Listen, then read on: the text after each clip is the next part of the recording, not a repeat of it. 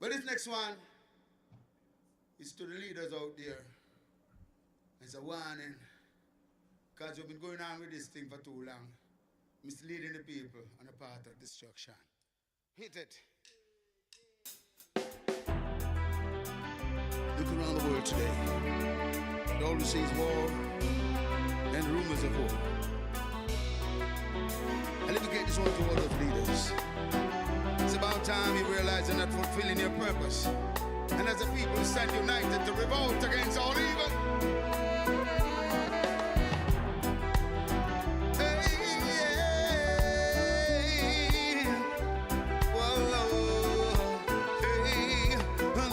For the leaders who are fighting war all over the world.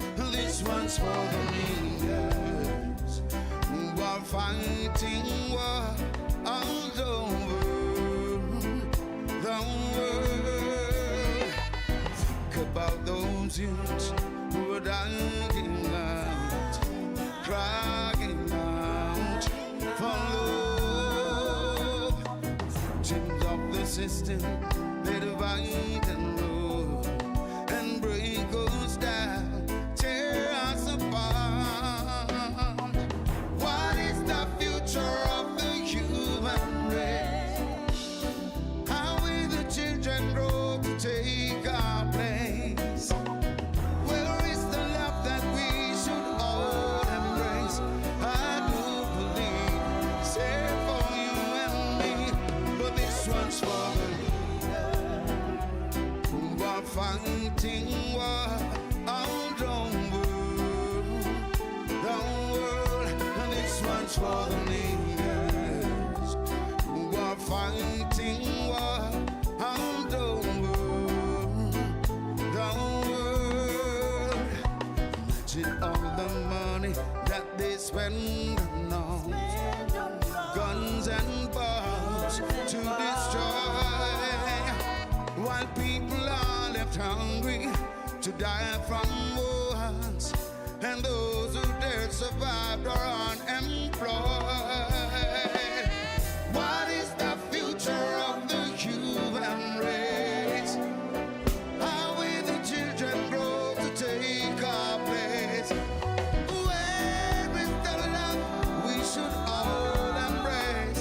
I do believe it's here for you and me, but this one's for the war fighting war all over the world. This one's for the leaders who are fighting war all over the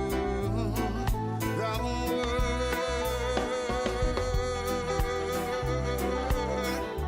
Hey, yeah. Boy. This one is for, this one's for the leaders. Hey,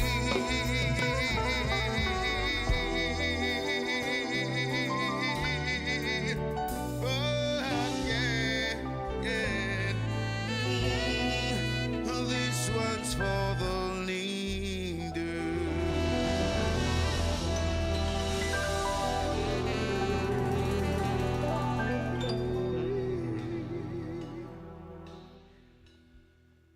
That's another big one.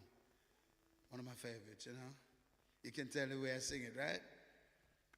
Right now, we need prayer, my people. The world is lost. With what's going on right now, younger generation, I don't know what road they're treading on. Check this out. Let us pray.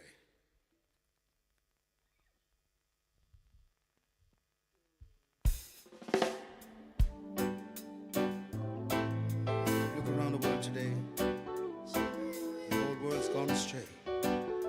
We need the Most High God as a prime mover in our lives.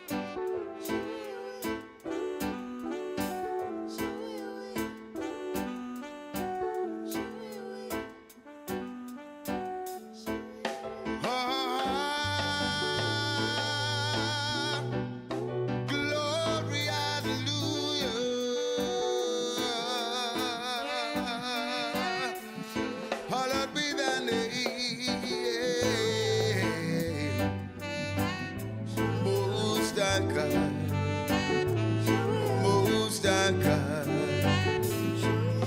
Say glory be to the Most High God, hallowed be thy name. King of kings and Lord of lords, worthy to be praised. I ascribe to you dominion, power and grace. Through all the years and years to come, you'll always be the same. It's me again, Jah, as I fall on my knees today. Help me, God, I pray. Don't wanna be carried away. It's me again, Jah, as I fall on my knees today. Help me, God, I pray. Preserve my soul today. She'll look around the world today, oh God, and you will see Pharisees and backbiters taken up in vanity. But I know you control our destiny. From you our blessings flow. From yesterday, even today, and tomorrow. It's me again, Jah, as I fall on my knees today. Help me, God, I pray. Don't wanna be carried away. It's me again, Jah, as I fall on my knees today. Help me, God, I pray. Preserve my soul today. Father God, we pray. We ask that you restore morality, the hearts of our people, sanity, and the tongues of our singers and players of instruments. Father God, let us realize our responsibility to inspire the nation and lead a generation in the path of righteousness. Bless our families, oh God, our schools, our churches, our communities, our countries. We pray for the elderly. We pray also for the young generation that's coming. Keep us free from blood guiltiness, oh God, from iniquity workers, from the workers of darkness. Holy Emmanuel, I, King Selassie, through thy son Yahshua, we pray, O Yahweh Jehovah, through the Emperor Haile Selassie, Rastafari,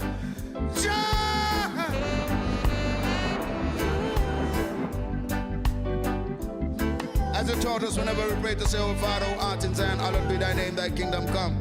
Thy will be done upon earth as it is in Zion. Give us this day our daily bread, and forgive us our trespasses as we forgive those that trespass against us. And lead us not into temptation, O Jah, but deliver us from all evil. From all evil. For such is thy kingdom, thy power, and thy glory, forever and ever. Selah. Let the words of our thy mouth and the meditation of our heart be accepted in thy sight, O Jah, our strength and redeemer. Jah!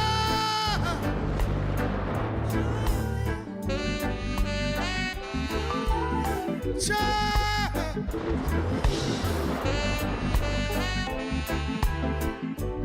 BBC One Extra.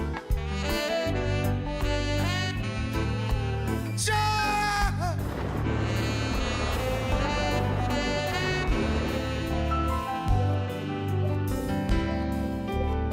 Jah!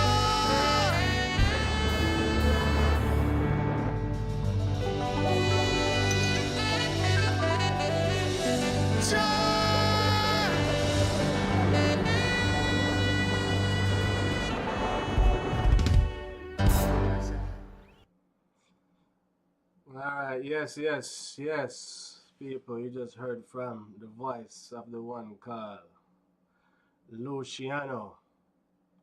You know, one of the greatest reggae artists, one of my favorites, you know? How sweet is thy sound, you know? Yes, but welcome again to Wild Thoughts on JMRB Media. Yes, and we're coming to you live once more from California. And the time is now, let me see what time it is. It's now 8:47 p.m. West Coast or Pacific time. Okay. This live was actually scheduled earlier. It was supposed to commence about 1:30 p.m. today on November 26th. It didn't really go down because we have an internet outage in the area. So I think about 20 minutes before I go live, I noticed that my computer is not getting on the internet.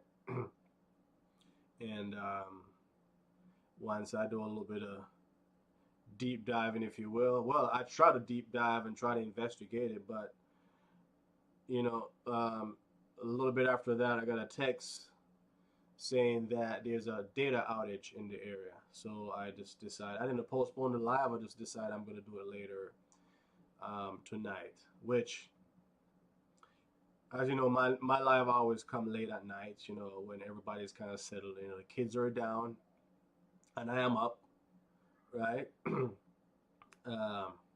That's, you know, how I do it, you know. So today we try to do it in the light, but as usual we have to do it in the night, but we have a lot of things to highlight. Okay, and that's what we're going to do. Let me see here. Long time I don't play my intro, so I'm gonna start with my intro and then I'm gonna start going to a few things that I want to cover. I'm gonna come off the top. You know, I kind of know what I want to talk. I kind of have a plan in my head, but you know, it can go anywhere because I don't have anything written down or scripted, right? It's just gonna come off the top, right? Or off the cuff, as many would say, right? But I kind of have an idea as to what I want to cover, how I want to cover it, and so stay tuned. If you subscribe already, thank you. If you haven't subscribed, go ahead and subscribe. Click the like button and hit the notification bell so you will get a notification whenever I'm doing. I either post a video or I am going live. I also want to give a shout out. I want to give a shout out to Marcus Comedy TV, right? So if you go to YouTube, if you're an avid YouTube fan, you know, he has a lot of really good content over there. So go to Marcus Comedy TV, check it out, like it, and subscribe, hit the notification bell as well. Okay? So let's introduce the program and then we're going to go from there. Okay?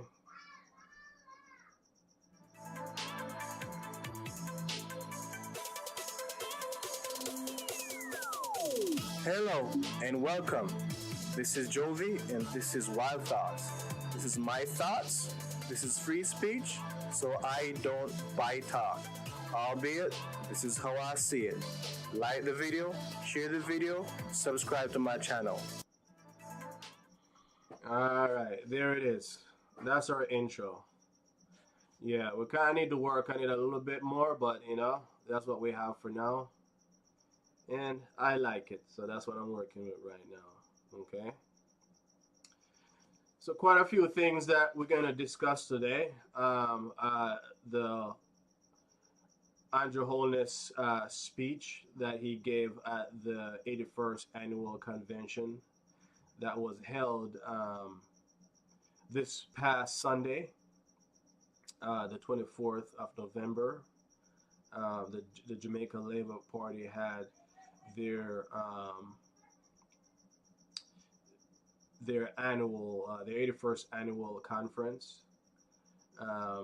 There's a lot to cover, you know, but if you want to see what everybody, you know, talked about and who spoke and what they spoke about, you can find that stuff on YouTube. I'm more interested in the Prime Minister's speech, and I'm not really going to dissect it. I'm going to just discuss my thoughts and the way I feel about it. And we're also going to discuss the beach access protest that was running concurrently on Sunday the 24th in the Blue Lagoon, Portland. Right? That was going on on Sunday as well. Right? In Sunday afternoon. It rained a bit, but people still came out and let their voice be heard. So I'm going to talk about that a little bit. And for those who are not aware of what's going on with that, then try to catch up, right? Especially if you're Jamaican. These things are very consequential.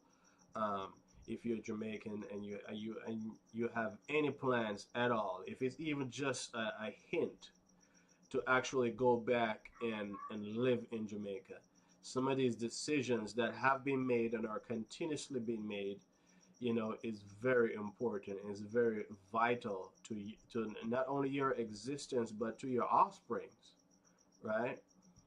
So it's worthwhile following. I followed it, right, and I'm following it, but I'm also covering it for those who, like my channel, wanna hear what I think about it, and also to inform the people who follow my channel. Or even if my channel is the only channel that you follow, I want to keep you informed and keep you abreast to what's going on in Jamaica, land we love.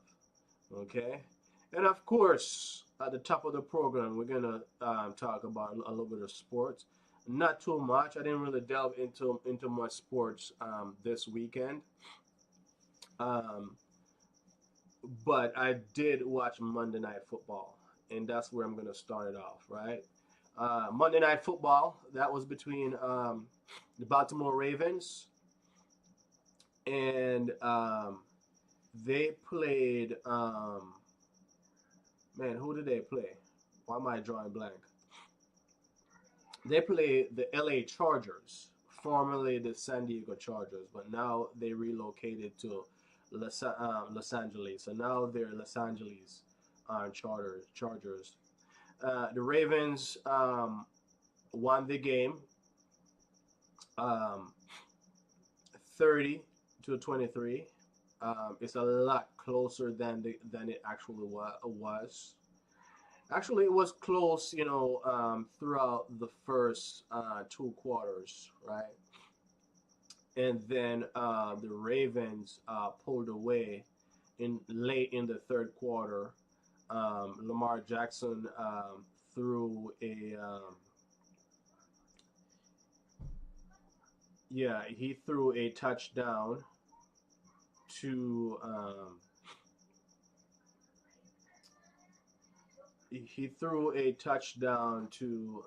Andrews, right, the tight end, Andrews, right, and then and there, I think he was 23. Yeah, it was 17-16, Baltimore. All the way until late in the third quarter. Towards the end of the third quarter, Lamar Jackson threw a touchdown pass to Andrews, made it um, 23-16. They they tried to do a 2 point conversion, and it didn't work, right? So that's where it ends up. And then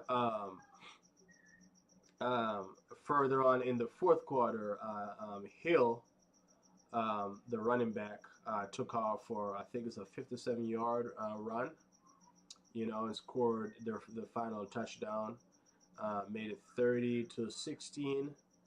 The Chargers scored a touchdown after that, but it was really late in the fourth quarter, like the game was ending at that point, right?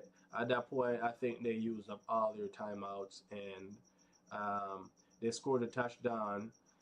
Try to do an onside kick to see if they can recover it with about 50 seconds left on the clock. Uh, the Ravens uh, caught the onside kick, and they just took a knee and run out the clock for the rest of the game. And that was it. Lamar Jackson had a pretty decent game. However, Derrick Henry, he went for 140 yards rushing. So he was the game pretty much rested on his shoulder. Even though he didn't score a touchdown, but he ate up a lot of yards. right? I think the overall they got over 200 yards rushing, right? Lamar Jackson scored a rushing touchdown. He also threw for two touchdowns through the air. So he had a pretty decent game. It didn't rely on him that much. Um, he didn't throw any picks though, so that's pretty important. You gotta protect the ball, right?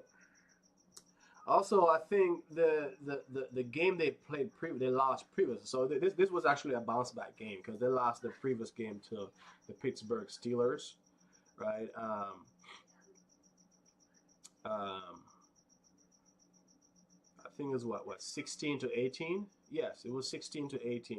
Yeah, so which that was I think that was on was an aberration game. There wasn't. I mean, it's always a dogfight whenever the Steelers and the Baltimore Ravens play. And it doesn't matter if it's early in the season or late in the season. It's just always a dogfight. It's always a predominantly defensive game. But I think what the Baltimore Ravens pulled away from that loss is that they can actually play defense because before that their defense was horrible, atrocious to say the least, right? But in that game they held the Pittsburgh Steelers to zero touchdowns. All the points that the Steelers scored was on touchdowns. What was on field goals? Sorry, right? Um, so I think they actually learned that they can actually pull a few good quarters together, 2 to 3 quarters together, playing solid defense. So if there's anything to take away from that game, is that their defense have gotten better, right? Um, but the bad part about that game is that the game was a close game. They have a crap ton of penalties, so they gotta cut down on the penalties. Last game on Monday night, they have a lot of penalties as well. There was a lot. I think the Ravens could have won that game against the Steelers as well, right? Because they had a lot of penalties, right? What's going on here? Yeah, they had a lot of penalties, and Lamar Jackson in that game could have easily threw for like 350 yards or 320 or something like that because he had like some 40 yards, some 20-yard throw that actually got caught and got reversed because of offensive penalties, right? And then you have the kicker missed like 2 to 3 field goals, which having he have provided he scored those field goals, that's 6 to 9 points they would have had. So they probably would have won that game. 9 and 16 is what? Man, 9 and 16 is what, 25. So they could have won 25-18 or something like that if they had just executed and those field goals and cut down on some of those turnovers, right? Even some of those turnovers, they were actually in field goal range and actually got backed up, you know, to where they have to kick like 50 yards and yeah, 50 yards and 60-yard field goals. So I'm not even too mad at the kicker. He normally make those. He's really good, but he deserved to have a slump, right? And but he normally make those. He normally make those, but the reason why those he probably didn't make them because they're long, field goals, right? And your accuracy kind of dwindled, the further away you are from the goalpost, right? So they need to tighten up on some things. You know what I mean? I'm not really a Baltimore Ravens fan per se. I'm a Lamar Jackson fan. So I don't care if they lose, as long as Lamar Jackson throw for 500 yards and 6 touchdowns, I'm good, right? I don't really care. But why I want him to win? Because I actually want Lamar Jackson to actually go to the Super Bowl and actually win a Super Bowl. That would be a proper vindication, especially, based on how they treated him um, coming, into the draft. As I said on previous videos, they wanted him to play running back. They wanted him to play wide receiver, lineman, tight end. They wanted to play all kind of things except quarterback. But he came in as a runner, as a running quarterback, and he actually worked in his arm talent, right? He worked in his arm talent, and you can see that he put a lot of work in it. And nobody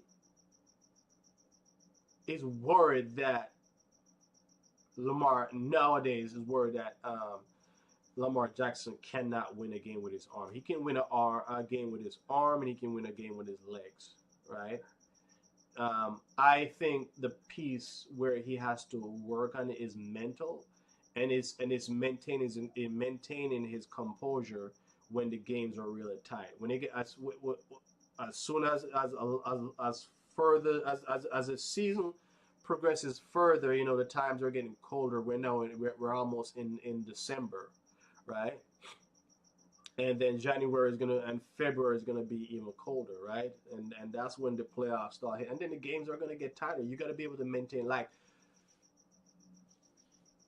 Monday night, he was over there laughing and like having a good time with his teammates.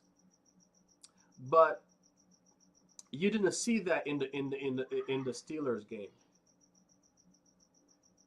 You didn't see that in the Steelers game, right? So you want to see him remain calm, right? And learning that, hey, look, we're gonna find a way. You're not really frustrated. You're not really cussing out your teammates. You know what I mean? You're not really mad at yourself. You know what I mean? You remain calm. And that's the difference between a Russell Wilson, because Russell Wilson played a lot of these games while he was in Seattle, right? And that's the thing about Patrick Mahomes, right? The games are close. They're not really the offense is not really doing anything, but he still remained calm. You can see like a person who is very calm and collected and composed, and just know that, hey, look, we're gonna find a way. I am gonna make the last play from my team, or somebody's gonna bail me out because we're a team, you know. And I think these are the times when you rely on your team, somebody to pull you through. You trust your teammates that somebody's gonna make a big play. It doesn't have to be you, right? And I think that's what he's thinking, that, hey, look, the pressure is on me to deliver. No, sometimes it's just throwing a slant. Sometimes it's just um, um, taking the short yardage. You know what I mean? Sometimes it's handing off to the Derrick Henry, the running back, or like Monday you hand it off to Hill and he ran in for a touchdown, or um, a screen. A screen that can pick up like 20, 30 yards, or somebody may took it, may took it, all the way home, right? Who knows, right? That's when you rely on your teammate in close, tight games like this. And I kind of see him get kind of frazzled over there on the sidelines, and even when he's playing, right? Some of these games you don't have to throw a 50-yard bomb, or a 40-yard, and you don't have to take off a 26 or 27 or a 30 yards, right? Some of these are just simple plays, right? And you just remaining calm and knowing that there's a way and find a way. And I think that's a piece that he needs to work on. Once you work on, because right now with Baltimore Ravens is either they blow you out or they don't win at all. Right? When they win, they blow you out. If the game is close, there's a strong chance they're gonna lose. And it doesn't matter if they score 27 and the other team has 24 and it's 3 minutes or 2 minutes or 2.5 minutes left in the fourth quarter. There's a strong chance that Baltimore Ravens are gonna lose because they tighten up, right? I think he, as the quarterback, needs to work on that because everybody's following your lead. You're the leader of the team, right? So everybody's gonna follow your lead, right? You're loose, everybody's gonna lose. You know, everybody's gonna be loose. If you're tight, and everybody's gonna be tight, right? But all in all, the game was a good game, right? I'm glad they win. I'm glad Lamar Jackson did well, right? And I'm looking forward to see what he's gonna do in the playoffs. Okay, and that's where it ends for sports. There's a lot more I could talk about, you know, especially as it relates to football. I'm not really following the NBA that much. I know the Warriors are doing good, you know what I mean, but I'm not really following the NBA that much. I mean, it's football season. When the football season is over, I dig more deeper in the NBA season. Okay, and that's it. Okay. Further on in the news, right? The next thing we're going to talk about is the Andrew Holness speech, right? Right off the bat, right? Some people would save it for last. No, I'm not going to save it for last, right?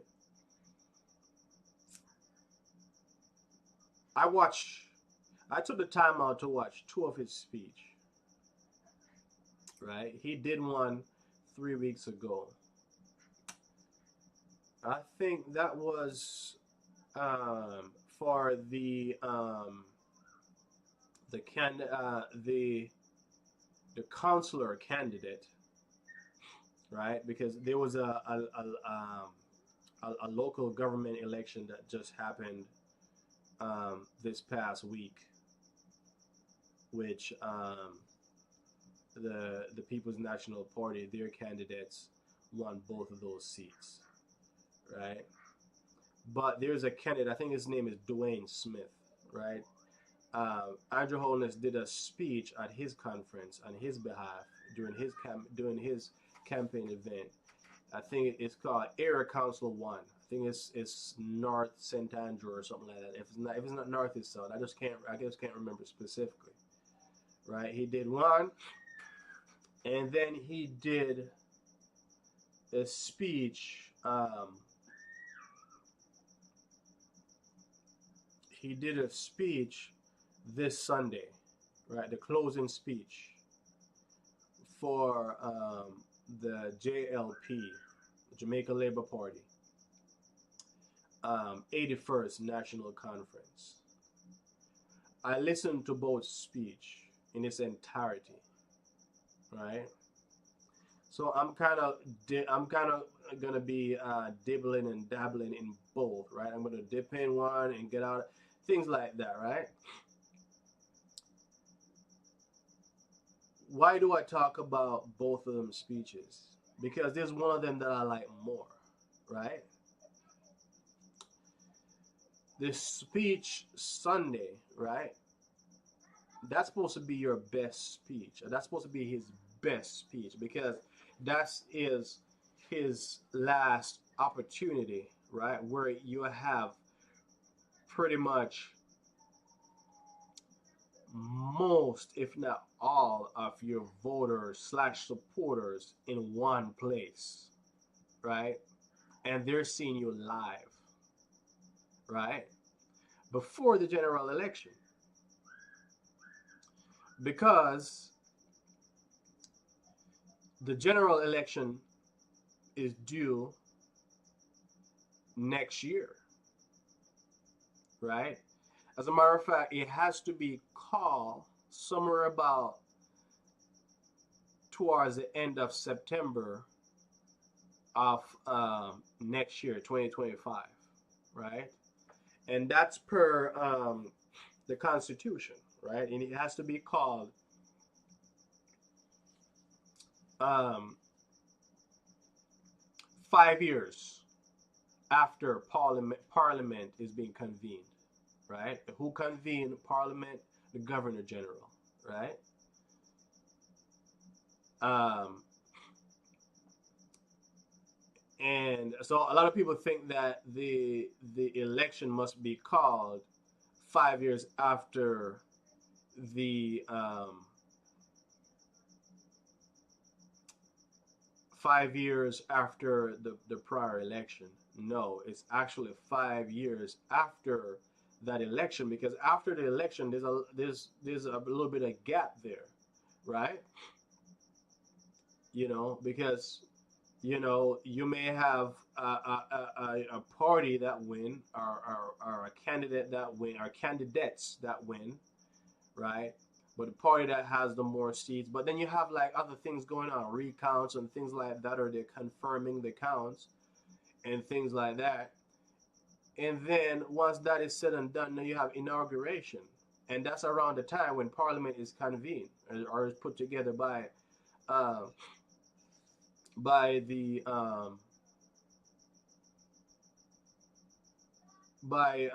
Governor General, right?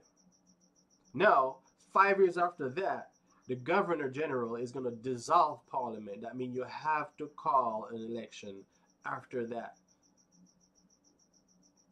If you don't call it by that 5 year period, that the last date, whatever that date is, then the Governor General is going to dissolve Parliament, and pretty much you don't have a government. Well, you will have a government, because really the Governor General is the ultimate government. The Governor General has the power to dissolve Parliament, as a matter of fact, whenever he or she, well, I'm going to say he, because we haven't had I don't think we have a female Governor General yet, right?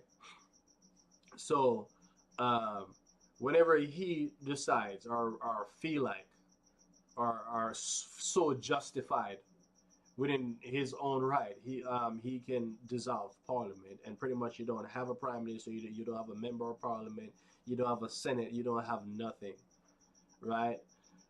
Parliament is dissolved. Nobody's running the country, right?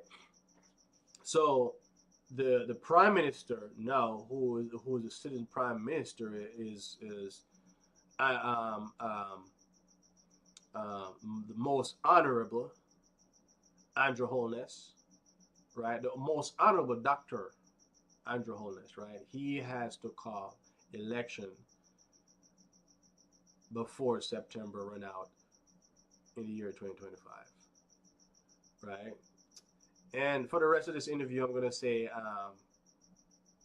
Andrew Holness, because me and myself don't feel comfortable calling nobody your most and your right excellency and all that stuff. It just, to me, it just feels subservient, and to me, those are public servants. They serve me. It's not the other way around, right? So I'm not gonna call nobody no most honorable and right excellent and your lord and your kingship and all these stuff. No, I'm not gonna do that, because once again, you serve me, right? As a citizen of the country, you are a public servant. As a prime minister, you might be the ultimate public servant, right? That means you might need to kiss more ass, right? That's how I see it. You're the ultimate ass kisser, right? And that's just my view on it, right? And anybody disagree, then you disagree. That's just how I feel about it, right? But anyway, let's divert from there, right? I digress, right? We're gonna talk about his speech, right? So that speech supposed to be his best speech, because now you kind of galvanize everybody together in one place, and now you're trying to rally up your base, and you're trying to build a momentum going into the election, right? However, I will say that the speech I like before, the speech I like is the one before that he gave 3 weeks ago, right? To me, that's the speech he should have given last Sunday. To me, that's the speech he should have given last Sunday. What the speech he gave last Sunday, it just felt like it had a soft landing. You know, it just felt like it just, uh, you know, which I kind of understand, and I'm gonna explain why I say I understand, but I just felt like the speech that he gave earlier, 3 weeks ago, should have been the convention speech. He should have saved that one for last, right? And let me tell you, I don't dislike this guy, right? I don't dislike. I think he's full of crap, but I don't dislike him as a person, right? But as a prime minister, I think he's full of crap, right? I have no reason to not like him as a person because he and I don't have any disagreement on a personal level, right? I have disagreement on a professional level. You know how he handled his personal finance, how he handled his business while he's running the country, and how he handles running the country. We have a big disagreement there, right? And and I'm not into politics. As a matter of fact, before this, I was never I was never into politics, right? And I'm still not into politics. I never vote in my life, you know. And am I gonna vote ever? I don't know. You know, it's a privilege. You know, I thank my ancestors for fighting really hard to give me that privilege, right? But a lot of people will say, and let me address that. A lot of people will say, well, you fight so hard, you should exercise your right to vote, and you know they gave you that right, and you're not using it, and you should use it. And my retort is always has always been, nobody can fight to force me to do anything. You fight to give me a privilege that if I so choose, I can use that privilege. And let's just think about privilege, right? When you have a privilege, it means that you have choices, right? When you have a privilege, you have choices. The more privileged you are, is the more choices you are. The more choices you have. The less privileged you are, is the less choices you have, right? So if somebody give me a privilege, they give me a choice that I can choose, you know, to use or to do or to take advantage of if I want to. That's within my own right. So nobody can fight to force me to do anything. They fight to give me the right so I can have something in my back pocket or my side pocket or my whichever pocket. I can pull it out and use it whenever I want it. You know? So far, I don't see anybody who I want to pull it out for yet. Actually, I do, but I can't vote. I would have pulled it out for Mark Golden. I'm not going to lie. I would have pulled it out for Mark Golden. I just can't vote because whatever laws that they pass, even though the Constitution says that all citizens have a right to vote, it doesn't matter where you are, who you are, where you are, right? That's one of the things that people in the diaspora are arguing and also fighting for right now is to be allowed to go to like a consulate or anything like that and cast your vote. A lot of countries do it. The Philippines, Israel, a lot of countries do it. Right? They can be here in the United States, and all they have to do is go to a consulate, you know, um, in their state or their city or wherever they're at, right? The closest consulate, and they can cast their vote, and that vote is counted and sent back to their country, right? Or their country of birth, right? Once your government still accept you, acknowledge you as a citizen. Right now, Jamaica still acknowledges us as a citizen, but I don't see the reason why they acknowledge us as a citizen. Which I kind of see it is the only reason is so they can get money. They can come up here and they can ask for money and go back home with it, right? Otherwise, from that, they act like we don't have no rights, right? Um, yeah. Where was I kind of went off on a tangent. Yeah, but the speech, right? As I was saying, I politics was not. I mean, I'm always a debater. I always have an opinion on things, but I'm not the guy who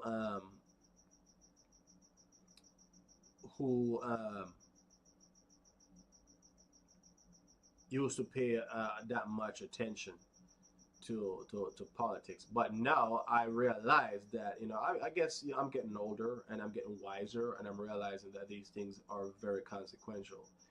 Especially when you have quite a few offsprings like I do, right? And I have other family members, other brothers and sisters who still live in Jamaica who have offsprings, right? And I still have other vested interests in the island, right? So a lot of these decisions are very consequential. So if you don't like it, it's up for you to change it. And it's either you're going to use your voice, use your hands, or whatever it is that you're going to use, or use your money, right? But you got to get active, right? But as I said, I would use my vote, and I would vote for Mark Golden, because not because I am a People's National Party supporter. As I said, I don't have a party. I never voted in my life, right? And I don't have family members who are dieharded, like that. What I mean, I don't grow up. I wasn't raised in a tradition of say labor rights, or I don't or PNP or anything like that. That was never something that was celebrated around me, right? Um, but I have common sense, right? And I think that Mark Golden would be a better leader for Jamaica to take the country in the next, towards the next frontier, right? That's my opinion, right? Anybody else want to have an opinion on it? They can have an opinion on it, or you can come up with your own opinion, right? You don't have to piggyback off of mine, right? But that's how I feel about it. What? Why? Because the way our current prime minister having um, um, have been running the country, and the way in which they provide service delivery or lack thereof, right? So that's my opinion on that. But anyway, let's get back to the speech. I think, in my humble opinion, that the speech he gave 3 weeks ago should have been the final speech. As a matter of fact, this speech, I don't think he should have given this speech. That the one he gave, it gave Sunday. Even though I know why he gave the speech, right? So let's talk about the speech last 3 weeks ago, right? That speech was powerful, and this guy can speak. This guy can speak. This guy will make you a believer. I'm telling you, he had me sitting on the couch, and I'm like, man, I this guy would make you. He made me want to become a laborite in his speech, right? Just by the delivery, right, and the things he was saying in the speech, right?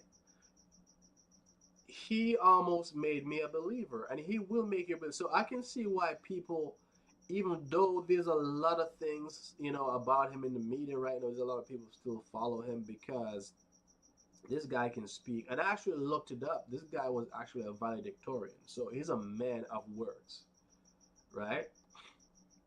He's a man of words. He can speak. You have to give that to him, right? He can command a crowd. You know, he has the Obama effect, or the Trumpian effect, if you will. He commands a crowd, right? And he can rile up a crowd. But that speech was very powerful. Why I like the speech? It was the philosophy, right? And you get to realize that his leadership is based on his philosophy, right? I'm kind of under the weather, so you may hear me, you know, cough a little bit and things like that. But anyway, his philosophy, right? And his philosophy is what you would, especially as it relates to the economy. He believes in the market economy, right?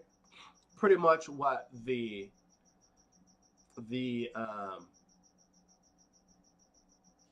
the United States practice. The United States, by and large, practice market economy, and the market economy is where um, um, the demand and supply of goods and services dictate prices, right? That's a market economy, right? Anything else is pretty much a hybrid, right? Um,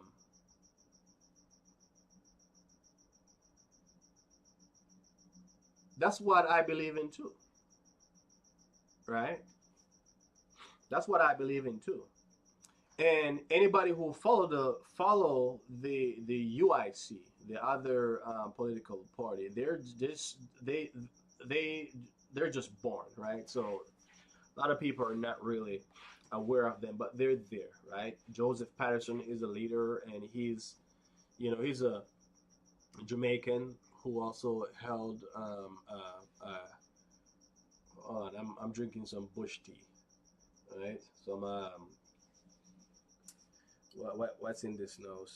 Some guinea hen, some what else is in there? Some fever grass or lemongrass, if you will, and I got some soursop leaf, right, and honey. So I'm kind of take that for my cold and my throat and things like that. But anyway, um,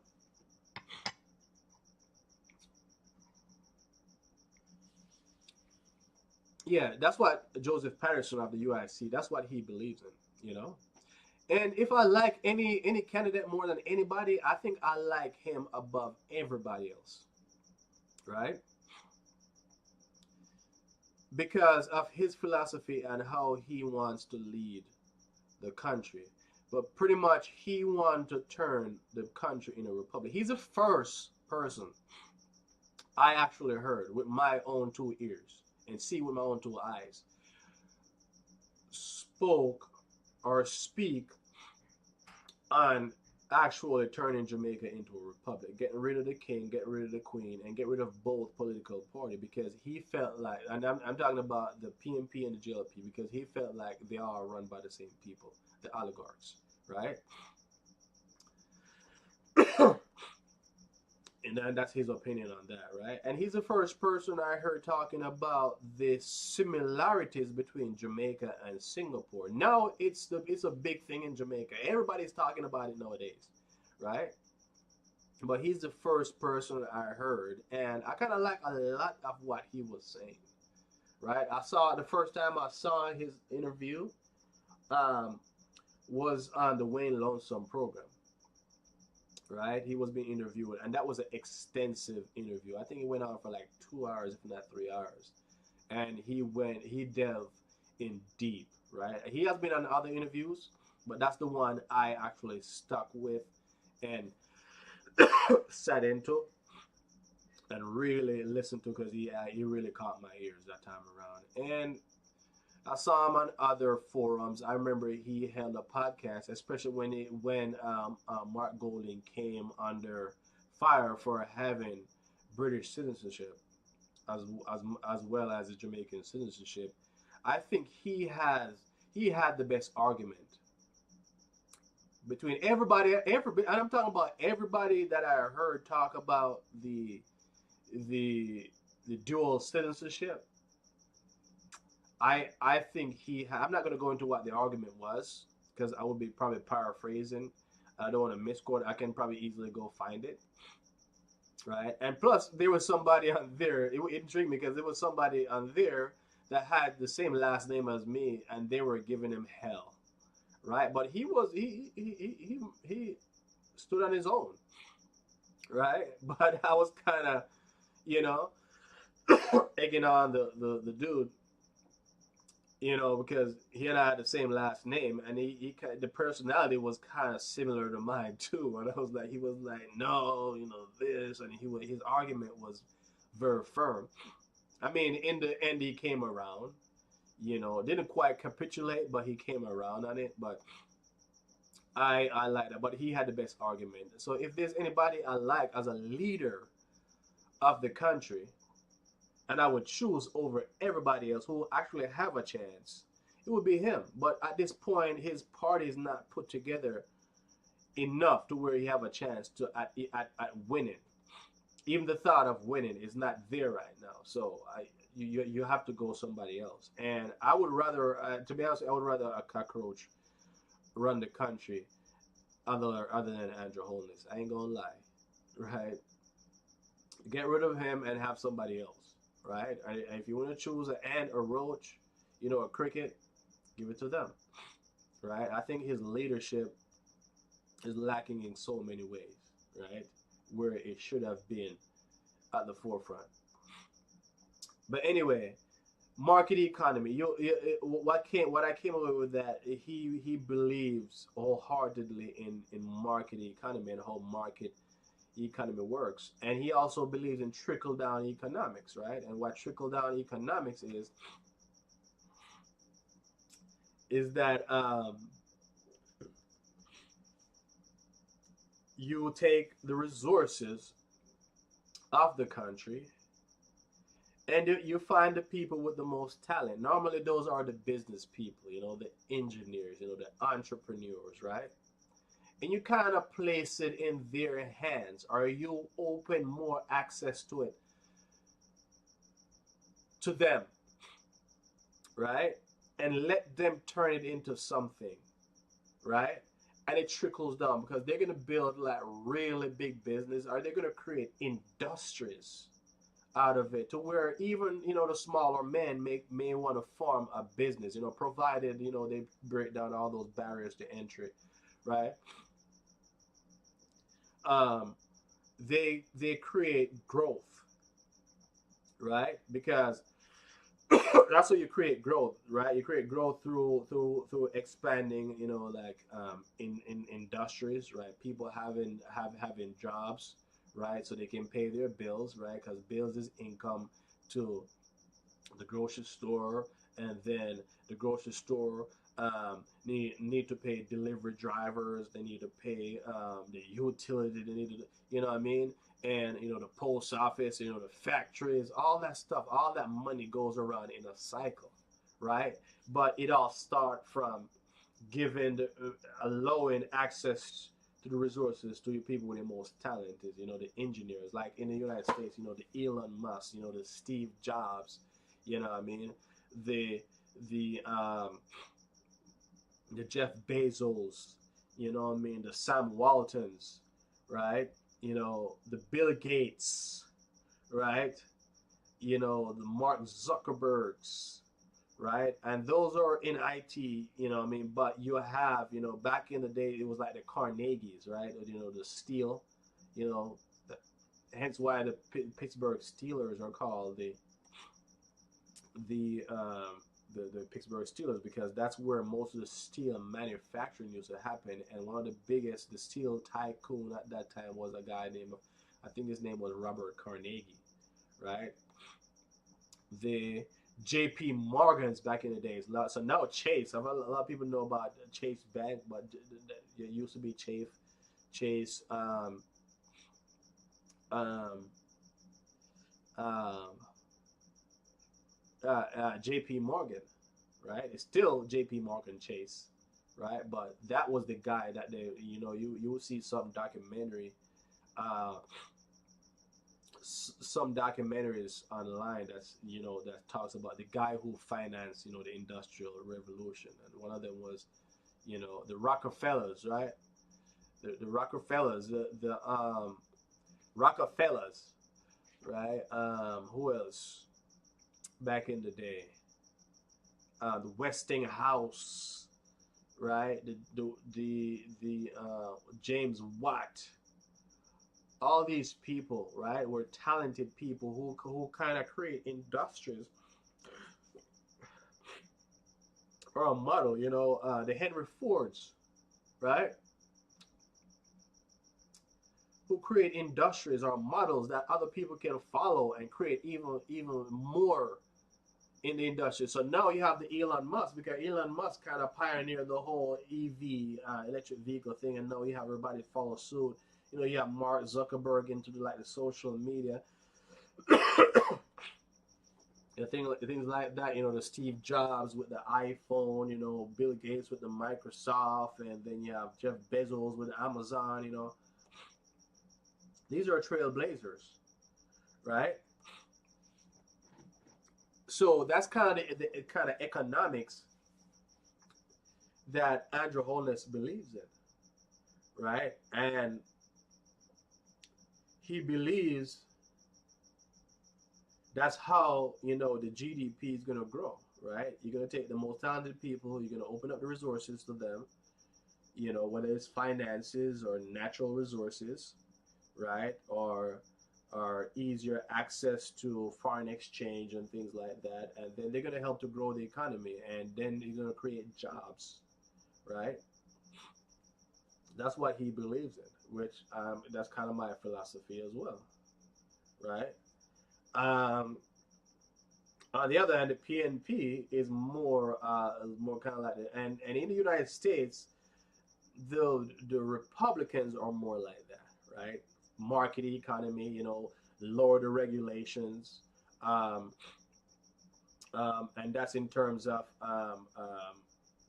how you regulate different industries, trade, and things like that. Same thing, but in the United States, just like in Jamaica, the People's National Party is more of a socialist type of party, where they believe that the government should have a hand on the controls at all times, right? Right. Here in the United States, they label the Democrat socialist, right, Marxist, and things like that. Um, um,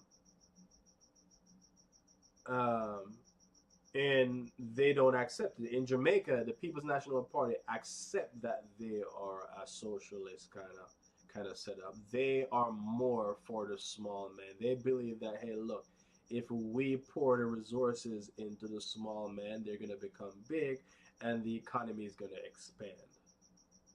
And the same thing here. Democrats believe that if they pour the money into the middle class, right, in terms of are the resources in the middle class is going to create, right, wealth, right, and everybody's going to flourish, right? On the other hand, the Republicans believe that if they pour the money and the resources in the upper class, which are the 1%ers or the 5%ers, or the people with the most talent, right? It's gonna create wealth, and the economy is gonna flourish, and GDP is gonna grow. That's what they believe. Same thing with the People's National Party, right? So you would see more social programs out of the People's National Party. As a matter of fact, most of the programs that people are living with in Jamaica right now were created by the People's National Party. You name it. It could be NHT, you name it, right? A lot of the schools were built by the People's National Party. Even the roads that Andrew Holness so bragged about right now is created by the People's National Party, right? Because I left Jamaica. Well, I migrated to the United States from Jamaica in 2005. those highways, right, started building around 2002, 2003, somewhere about there, right? And it's still part of the network, the Highway 2000 road network. So that was set into motion a long time ago. Yes, he's going to get his credit for whatever he did to enhance it or continue it, but I don't think he should get the entire credit. One of the things he said into the speech was that, no, you can get to Montego Bay, from the Kingston. I'm like, that leg was already started, before I left Jamaica in 2005, right? So you can't claim that leg of it. You can probably claim the legs that you completed, but you can't claim the rest of the legs of that, right? Because at that point, nobody knew of anybody named Andrew Holness. We knew of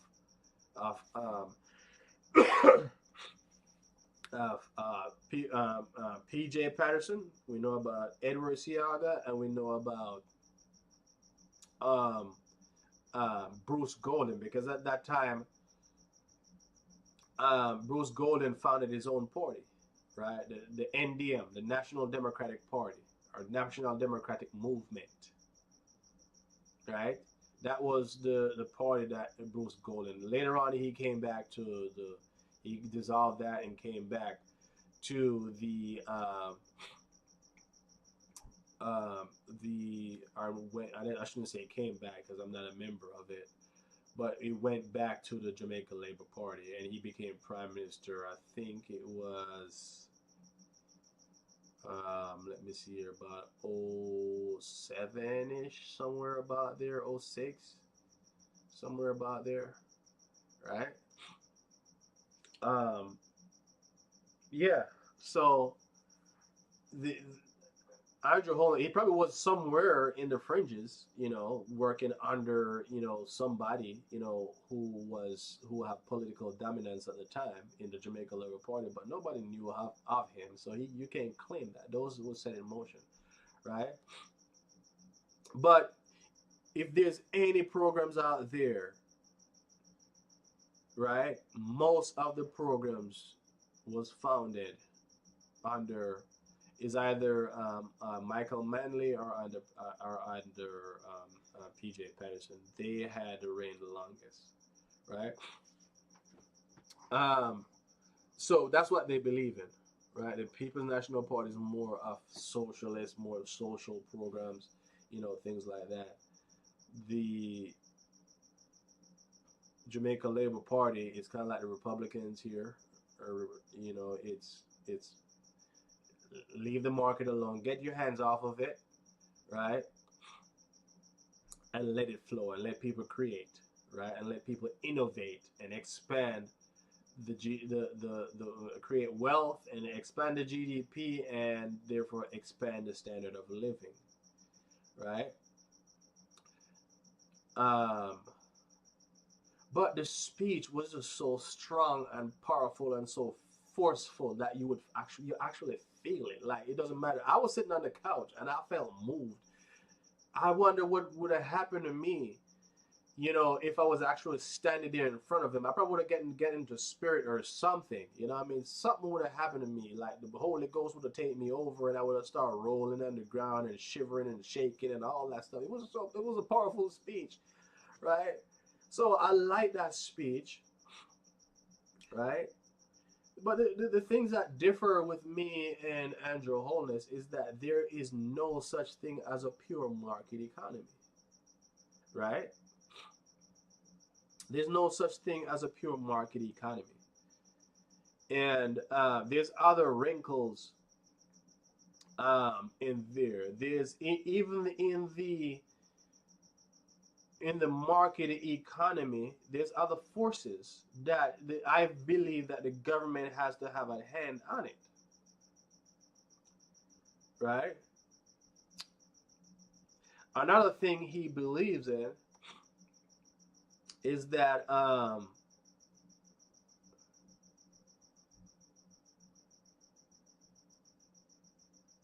low taxes. I'm also a proponent of that too, right? But I also understand that there's some level of taxes that must be paid, otherwise the place is going to be run down. Hence why you go to Jamaica, you see a lot of places run down because they're not collecting tax and they're not really building up anything, right? I see even a tree growing into a post office. I'm like, man.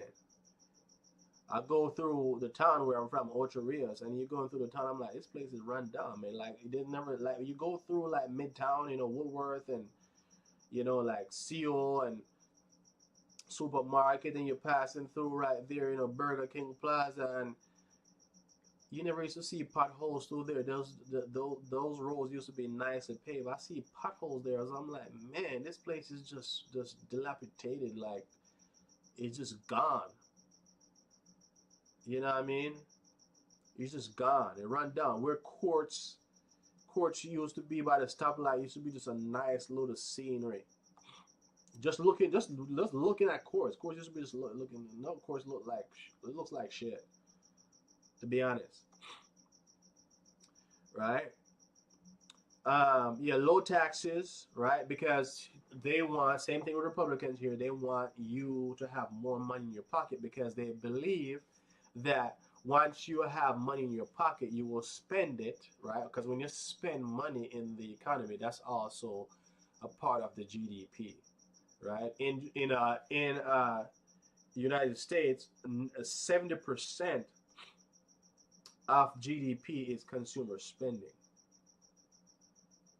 70% is consumer spending.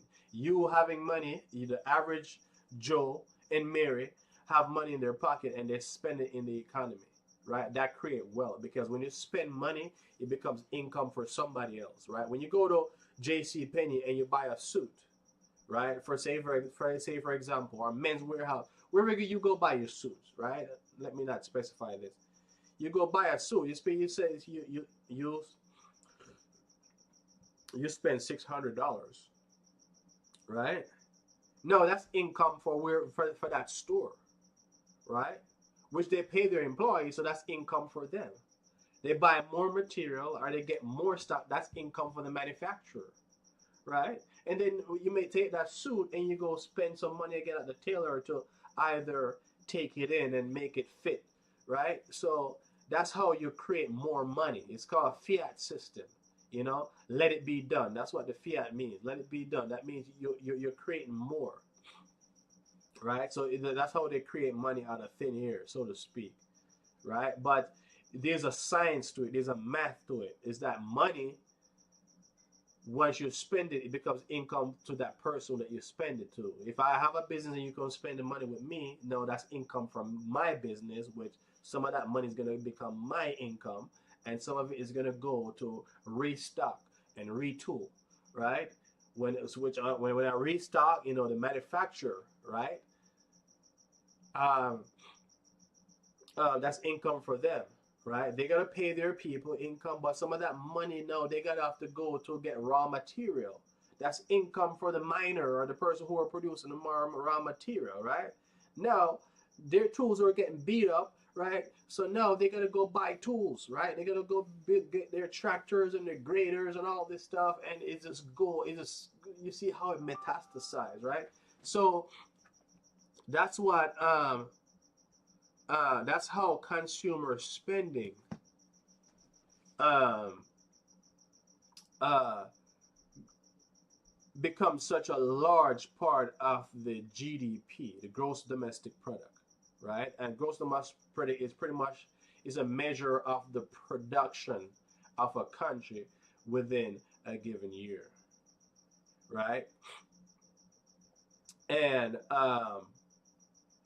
it's quantified in money, right? You have three, like in America, it's $23 trillion or 25 now, probably $26 trillion worth of production that happened in any given year in the United States, right?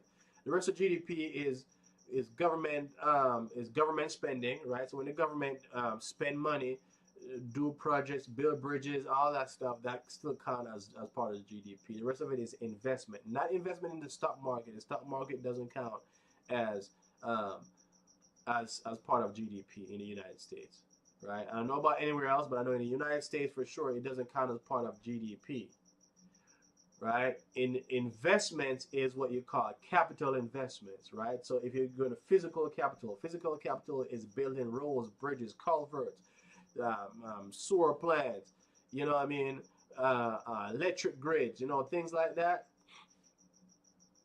Those are capital investment. Bridges, did I say bridges? Yeah, things like that. Highways, byways, you know what I mean? Airports, right?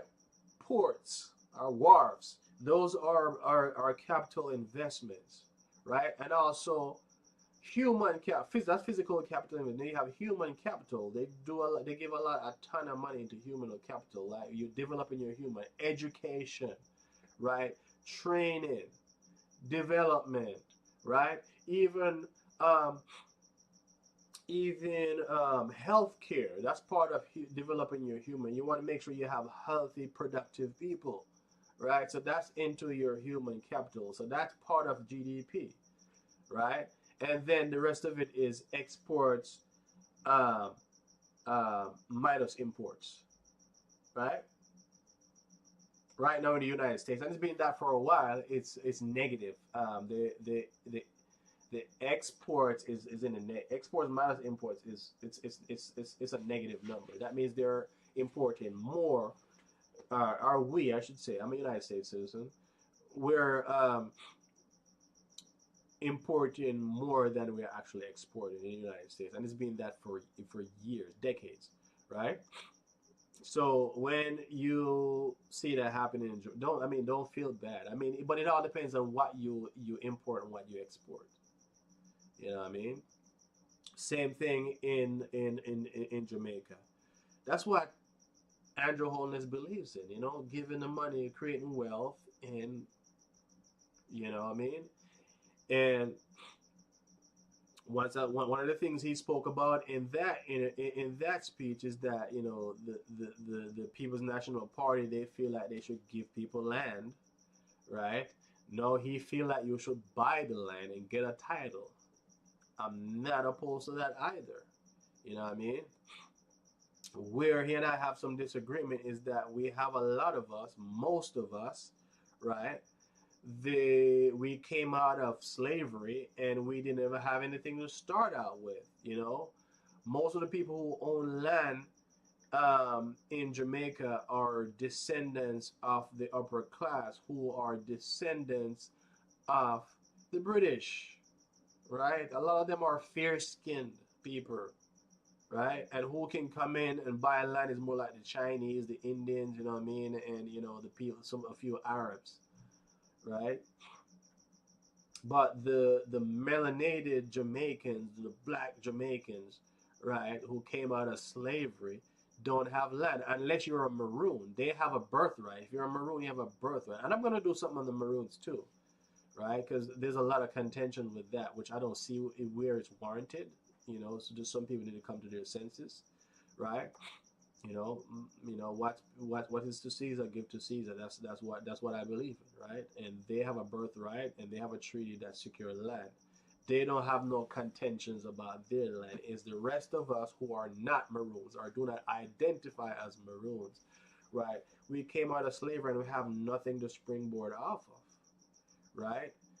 And if most of us are working hand to mouth, we don't have money to buy land. And the system or institutions that is set up, I heard Hannah came out and gave a spiel about what's going on with the NHT, the National Housing Trust, which was set up by Mike and Manley, the People's National Party. And it's there to help, you know, people who are not well to do, you know, the least among us, as Isaac McKenna would say, afford housing, right? He felt that that's a good springboard when people have house and they can have pride and dignity about themselves, right? They can springboard from there and they can help to be a productive citizen, right? Um, he believed that you should buy the land, so that's why you see he went over and he actually bulldozed some houses, right? Right, because he believed that the government should control it, and his government should dictate who they sell it to and how much it's sold for, right? And having a title, You know what I mean? I said I'm not opposed to buying land and having a title, right? It's how you do it, right? You don't go in and you knock people's houses down, right? The people are already there on the land, right? How about work it out with them and say, hey, look, you're already here. I'm not gonna chase you off, right? But guess what? We're gonna piece it up. We're gonna survey. We're gonna piece it up, and we're gonna allow you to buy a piece gradually. And once you it's paid off, so you paid off, right? Once it's paid off, then you get your title. That's another way to work it out. Instead of chasing them off the land and then they don't have anywhere to go. Once you chase them off, they will never be able to buy land because now you put them under a bridge, right? You might as well just dig a hole and put them in, right? Because where they gonna go? Where do they have to springboard from? It's better to say, hey, look, because most of the people, the houses are much to be desired, right? But if you allow them to buy the land, now they can put up a better structure and they can work out a way to pay you or pay whomever, the bank or whomever, right? And the bank becomes the title holder until they pay it off. And now you get the title, right? That's the way to start because we're starting from scratch. Pretty much. We've been starting from scratch ever since 1962. Or no, not even that, 1838 or 1834, whichever time slavery abolished in Jamaica, right? And we're still starting from scratch because those people have nothing to springboard from. So the way you're doing it is where I disagree, right? I do believe that people should have land, they should have dignity, they should feel a sense of pride that they bought and they earned and they own something. But I don't. The way you're doing it, I just don't like it. Right? Taxes. Right? They came when Andrew Holness took office, and this is one of the things he bragged about too: the management of the economy, which the other party they begged to defer. They said that when Bruce Golden gave them the economy, it was in shambles. They fixed it and they gave it to him, and he's pretty much reaping the rewards of or the benefits of what they started. You know what I mean? You can disagree. I believe that, hey, look, that's just how politics goes, right? You may do your very best and fix something, but the person who inherited that, once it becomes its full endowment, right? Or once it reaches its threshold and the results, once the result is mine. It's kind of like if I buy a house, say for example, I buy a house and there's an apple tree that was planted in the backyard, right? And um, the previous owner planted an apple tree, but it never bared any fruits while they were here because it wasn't fully grown or it wasn't fully developed. Now I buy the house and now the tree is fully developed and start bearing fruits, and it's my apple. It's not yours. So even though you planted it, I bought it from you, so I win. And anybody come over here, this is my apple tree. You get what I'm saying? So that's kind of like how politics works. Trump took over the economy from Obama. A lot of the things that Trump claimed to be, presiding over the best economy was what was set in motion by Obama, years before him, right? Because the economy, you remember there was a great recession in about 2008, 2006 to 2008, somewhere about, under, the final years of President Bush. Obama took it over, they corrected that thing, and they set it in the past. So yes, inflation may not be as low as it was under Trump, but it was trending there. That's what I look at. I look at trends, right? So if under Obama it was trending down towards the end, and now under Donald Trump is 1.8. No, with my common sense, I'm going to say, well, it's what Obama did. right? Or what Obama did also helped. You may have done something more to help it, you know, further along, but at the same time, it was trending there. So I look at trends, right? But at the same time, if you want to claim the credit, I'm not mad at that. It happened under your watch, so hey, have it. It's yours. It's your apple tree. You get what I'm saying? So he's claiming that. But taxes. When he took government, they announced no new taxes, and a lot of people say, "How are you gonna do that?" There's inflation, there's this, there's that. There's a lot of stuff that needs to get done. Roads needs to be built. Things like that. Schools need to be refurbished. Hospitals, needs to be rebuilt, and all of these things, right? Um, um, a lot of people say, how are they gonna do that, right? And I'm gonna explain to my best understanding how they did it and why they say they're gonna do it. And they actually collected more tax than the previous administration, right? So I'm gonna say how they did it, right? This is how they did it, right? No new taxes. That means they're not gonna raise or lower the tax threshold. No, actually, they're not gonna hike the tax per se. So if tax is, say for example, GCT is 15%, they're not gonna raise it to 25%. No, they're not gonna do that. What they do though is that they control the thresholds. So, say for example, it's income taxes. If you were paying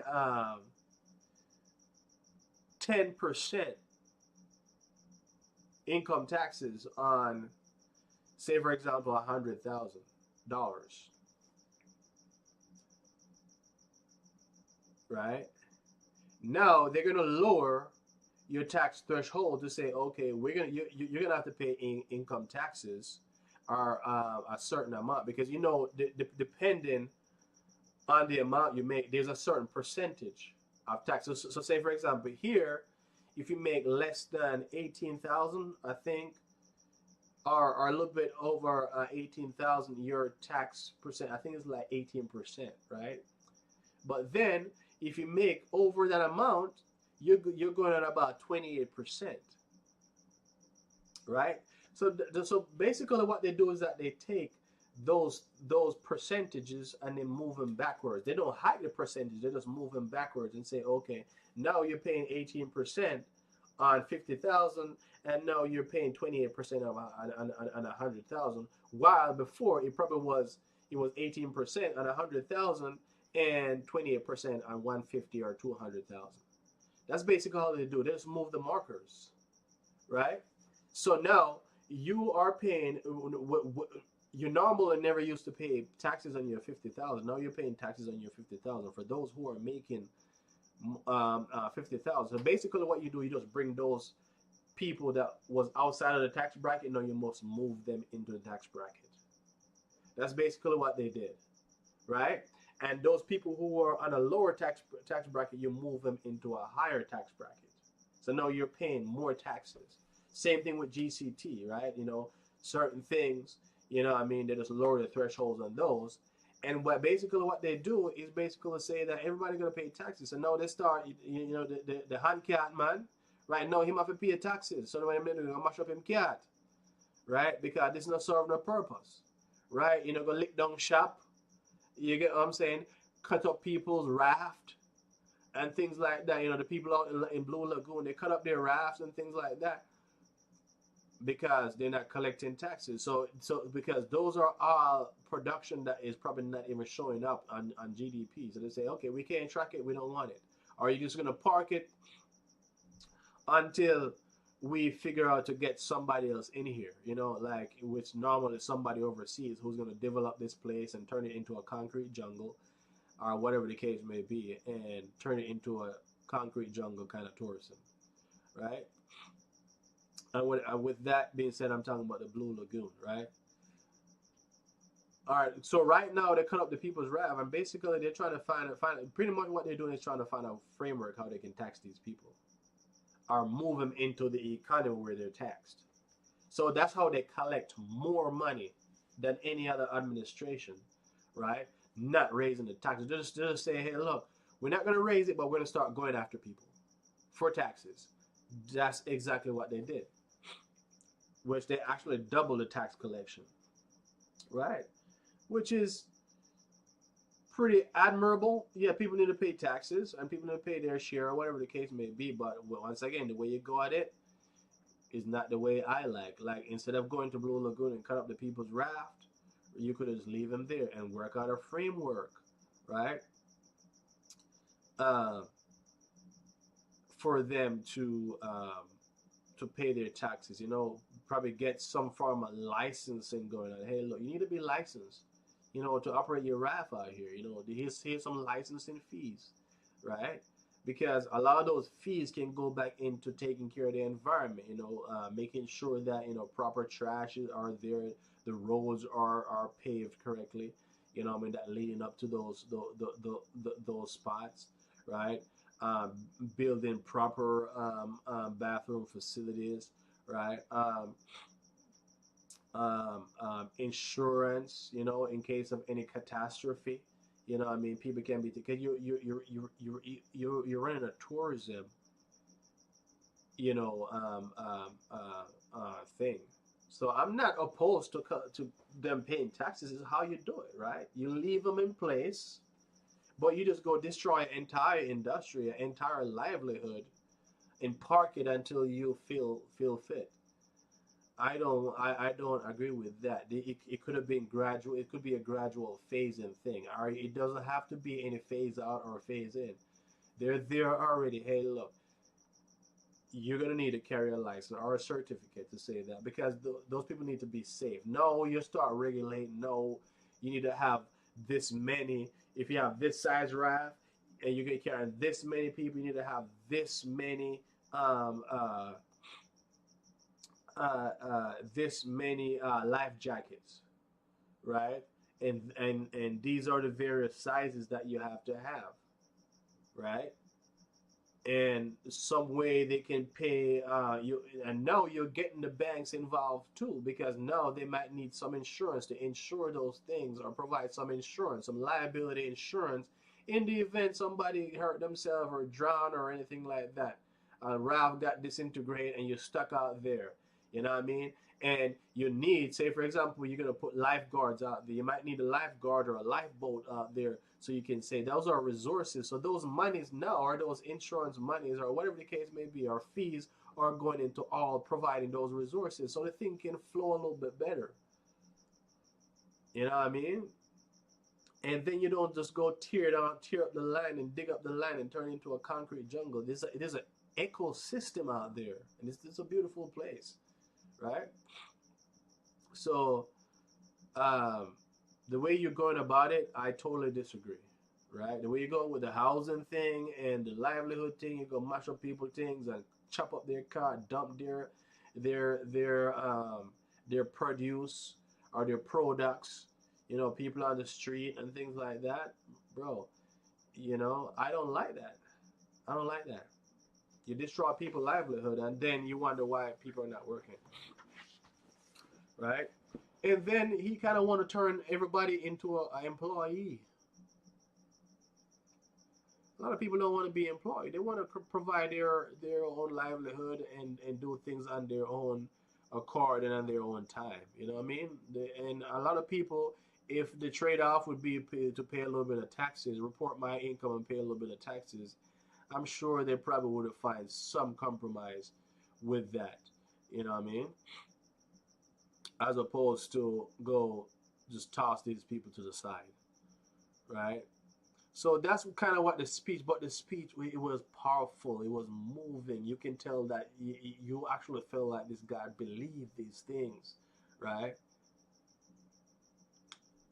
You actually feel like this guy believed these things, you know what I mean? And I said, if I was there, man, I would have been like, hallelujah, praise the Lord, and I would be jumping and, hopping and skipping because it almost moved me off the couch. However, this speech was totally, I don't want to say antithetical, but it was totally opposed to what he was saying in that speech before 3 weeks ago. It was a lot of giveaways. It was a lot of giveaway programs. I'm gonna give people $20,000. I'm gonna give this to that. I'm gonna give. It was just a giveaway fest. It was a softening of the tone. Why it was a softening of the tone? Because of the election. They lost that election. Um, they lost that election. One in Morant Bay, right? St. Thomas, right? There was a councillor. There was a by-election for two councillor seats, one in Morant Bay and one in Town, Clarendon. They lost those elections, and those were kind of an indication as to where the momentum sits, you know, throughout the campaign, or throughout the political scheme of things, right? So there was a lot of indicators for there, and a lot of the complaints from the people, right? Even though if you complain nowadays, they label you as the opposing party, right? Which a lot of people are scared of it. I'm not, because I know who I am. I know I'm not, right? Even though I'm in support of Mark Golden. However, Mark Golden is not a panacea, right? I need to see what those other people who he chose, who's going to choose in his cabinet. What are they going to do, right? Like Julian Robinson, please don't let him speak. He's not a strong speaker. Right? I see him in interviews, and there's much to be desired as it relates to him speaking. It's not saying that he's stumbling over his words or anything like that, or he's saying anything foul, or he's saying anything wrong, or he's misinforming people. It's just how you can see that the vibrancy in his speech is just not there. Like like uh, um, like Damian Crawford. I'm a big fan of his too, right? And a Dayton Campbell, right? When they speak, they command a crowd, right? And when they answer questions, when they do an interview, your eyes are like, and your mouth are like, and you kind of just absorb in everything, right? That's that's pretty much how they are. So let them do the speaking. Please don't let him stick to finance. You know what I mean? Which he's a nerd. I get it, right? He's good at the math and mathing and figuring stuff out, right? But yeah, I need to see the rest of the people, and I need to hear more about Mark Golden too. You know what I mean? Bring him in, check him one more time, because it's the same thing they did with Andrew Holness when he was coming. Oh, he's young, and and he was saying all the right things. Give him a chance and let us see what he's gonna do. And there was a lot of checks that didn't happen. I'm saying with Mark Golden, check him again, check him one more time, and then say, all right, go on. And then when you reach halfway, call him back again and say, hey, look at him again one more time. Act like you're gonna check him again and say, okay, go on.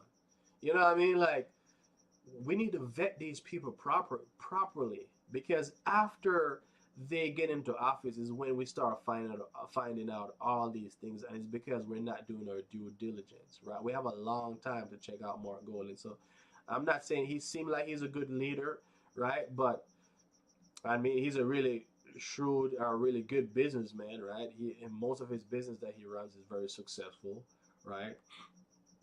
Um, he do well for himself in that regard. It seemed like he actually command a lot of respect from the rest of his party personnel, right? But all the other people, I heard, like, for example, yeah, um, um, what, what do you call it? Peter Bunting.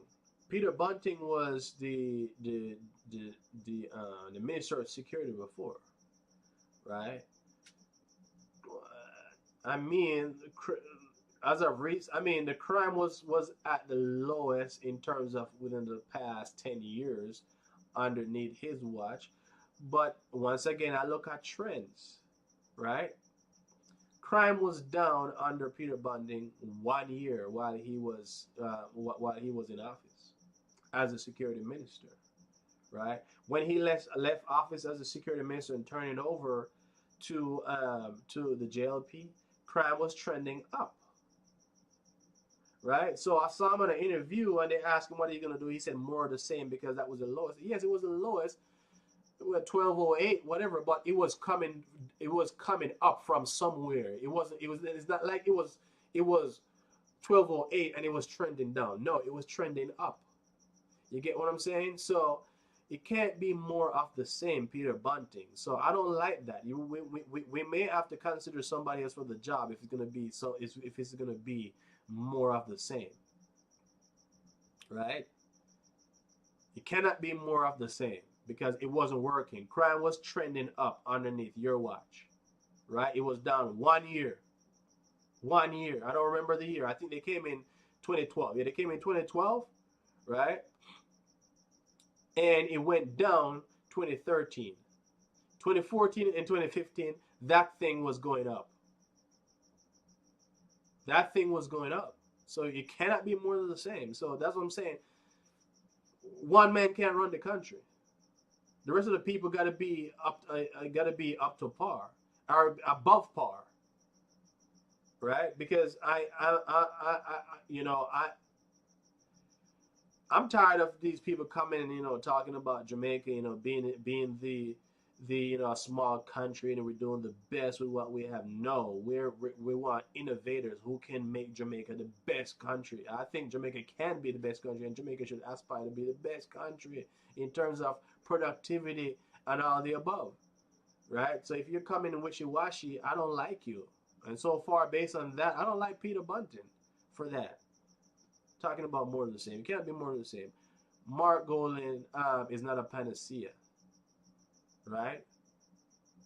He needs other people to do good jobs. So far, I like Damon Crawford, right? I like the ideas that he's going to bring, and it sounds like he's going to bring to the Ministry of Education. But because there's a lot to be desired over there as well. But back to Andrew Holness. Yeah, this speech, yeah, that's what he actually believes in, right? The economy, the Jamaican economy, they say it's trending towards a recession, right? I'm gonna actually look that up.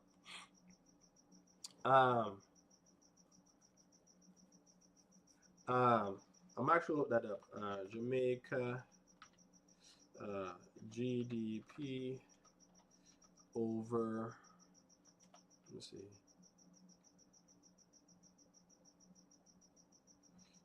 Over the past 5 years. Let me see if I can see what Jamaica's GDP is.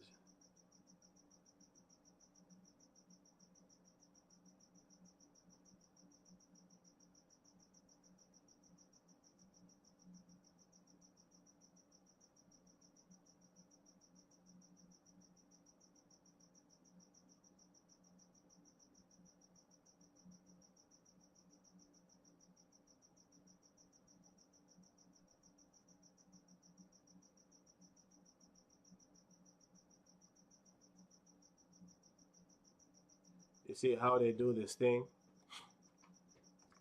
All right, they say Jamaica GDP was 19.42 billion, a 13.6% increase from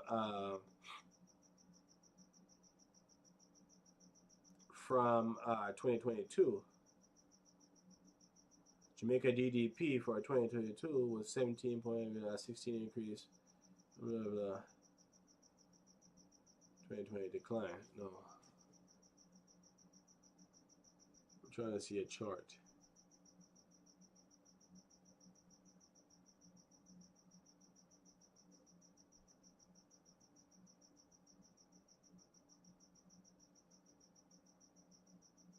GDP over the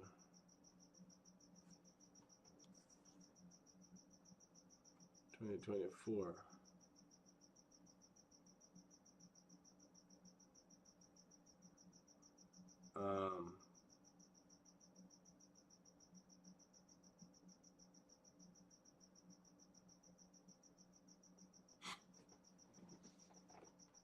Let me see, per quarter.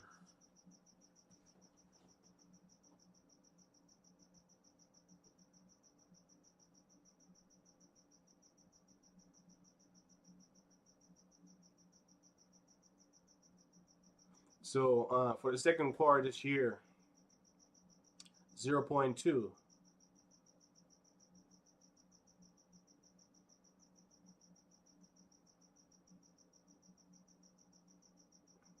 I don't want to see year by year. I want to see quarter by quarter. Okay, so it says here,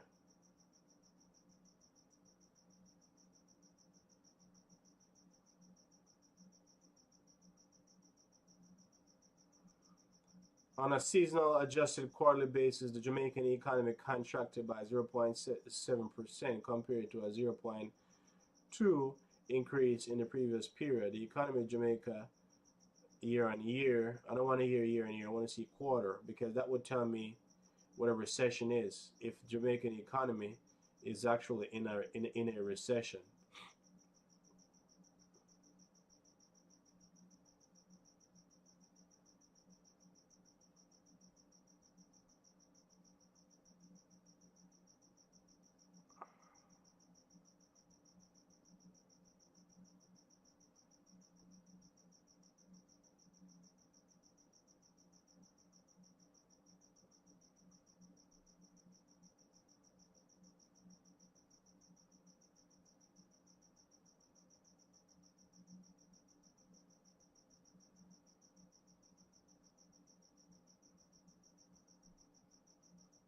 All right, yeah. So the economy is actually in a recession, and I'm gonna tell you why. Right. So what a recession is, right? A recession, all a recession is two consecutive quarters, right, of negative growth, right? Um,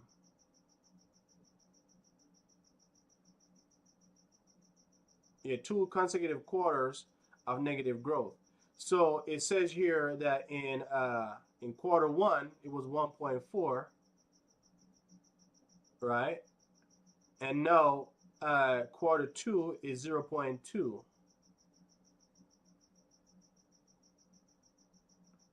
right? 10.3. So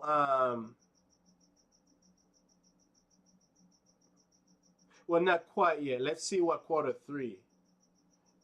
We'll see what quarter three is gonna bring, right? So quarter three is gonna be the 27th of December. So let's see what happened to 12. Right now, in quarter one, which is July 1st of 2024, that was 1.4%. That was a GDP growth rate, right? Um, October 3rd was quarter two, which is 0.2. So that's negative growth right there, right? If there's another negative growth um, in um, uh, um, uh, in the third quarter, the Jamaican economy is officially in a recession. And what a recession is, pretty much if you're reading a bar chart of how of the GDP growth rate, you're gonna actually see a dip, or what you call a valley, right? Or what you call a contraction, right? That's a recession right there. And then when you go up to a peak, you call that the expansion period, right? So that's how you read that. But two consecutive quarters of negative growth, of negative GDP growth, is what you call a recession. So it's actually heading there, and it's full steam ahead because it's they lost 0.7. It went down by 0.7%,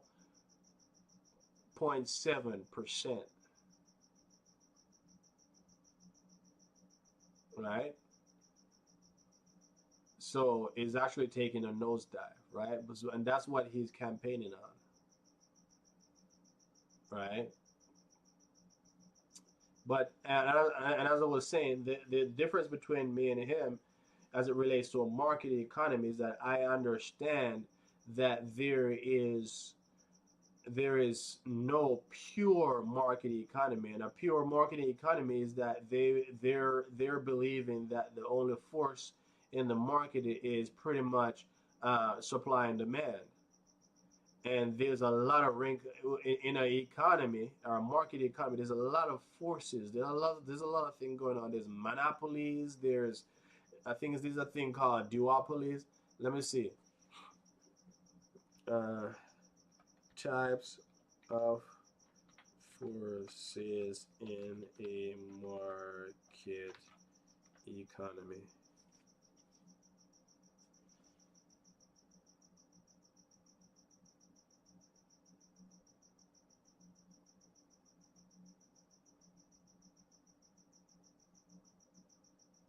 Yeah, you have trade, competition, right? Speculation, right?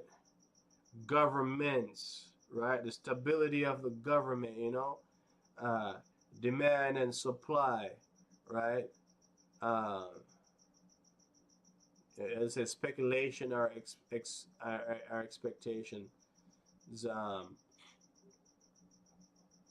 Um, but other than that, you're not just dealing with a pure market economy, because in those market economies, you're gonna have other things in there. As I said, monopolies, right? Like the utility service. Normally, those are monopolies, right? Things that there's a large barrier of entry, right? Um, you gotta treat those different. You gotta have a handle on those, right?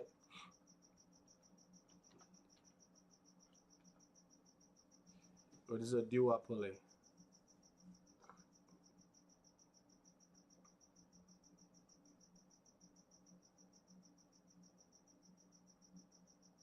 Yeah, so duopoly, right? Um, and it says a situation in which the suppliers dominate the market for a commodity or service. Things like that. You have all those forces. You have oligopoly. What's oligopoly?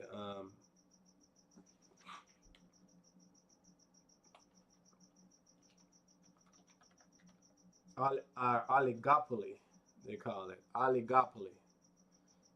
Miss sounds like American say a state of limited competition in which the market is shared by a small number of producers and sellers, right?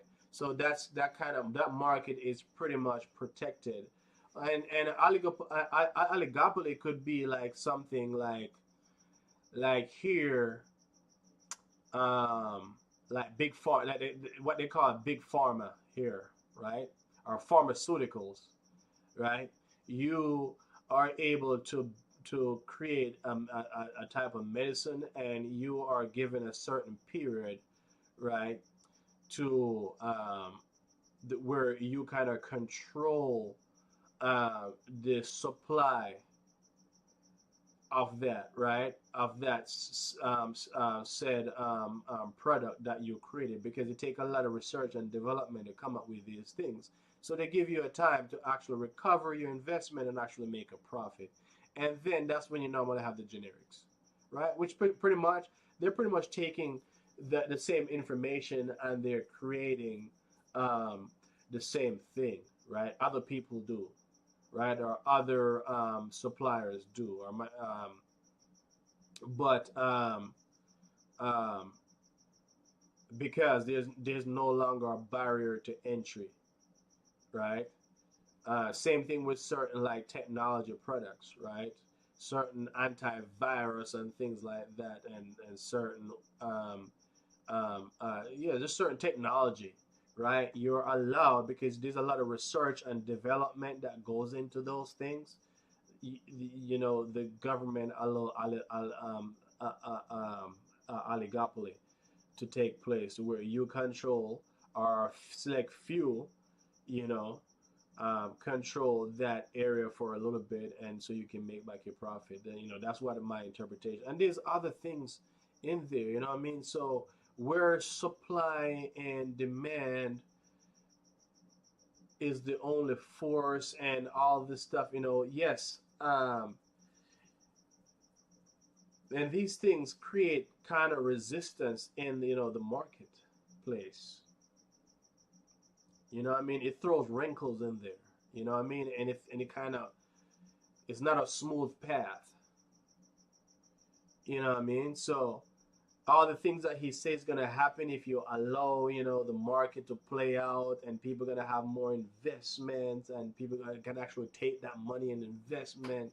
Yeah, in on paper, but not in a real market economy. There's no such thing as a pure market economy.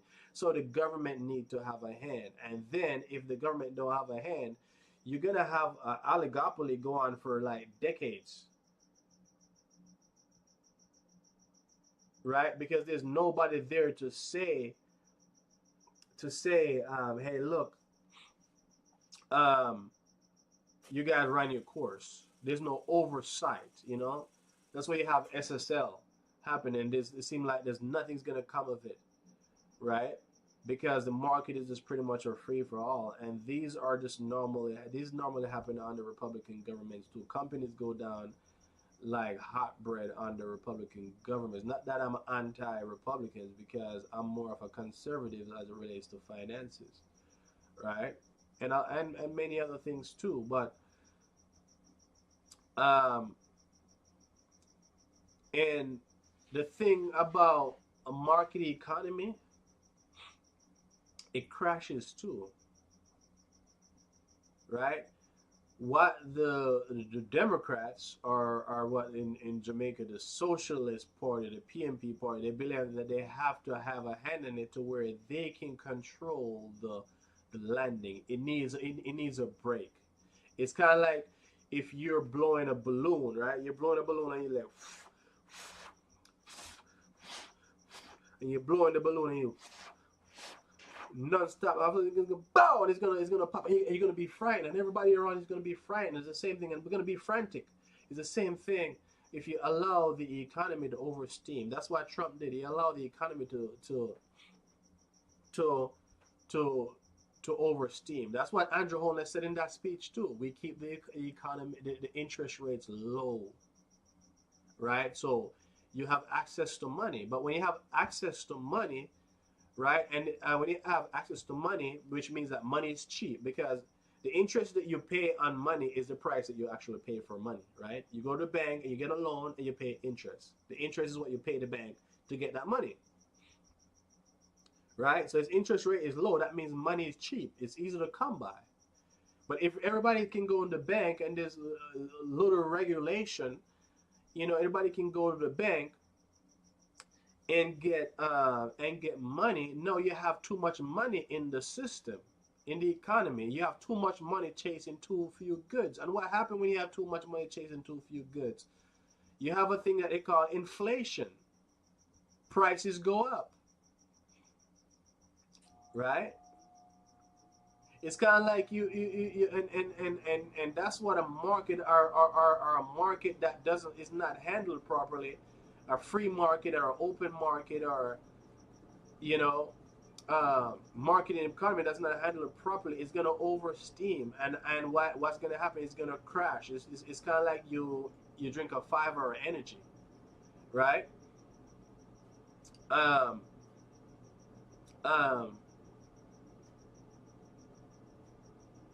After 5 hours you're going to crash, you're going to feel like crap.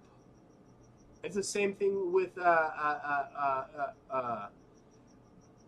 market economy, and how I see like the Republicans, you know, and how Andrew is speaking of handling the market economy is that they always let it crash, right? It's boom, and everybody's happy because things are flowing. I'm telling you, everybody's buying up houses, everybody's investing, buying cars, and doing all kind of things, and everything is going on. Hooray, hip hip hooray, you know what I mean?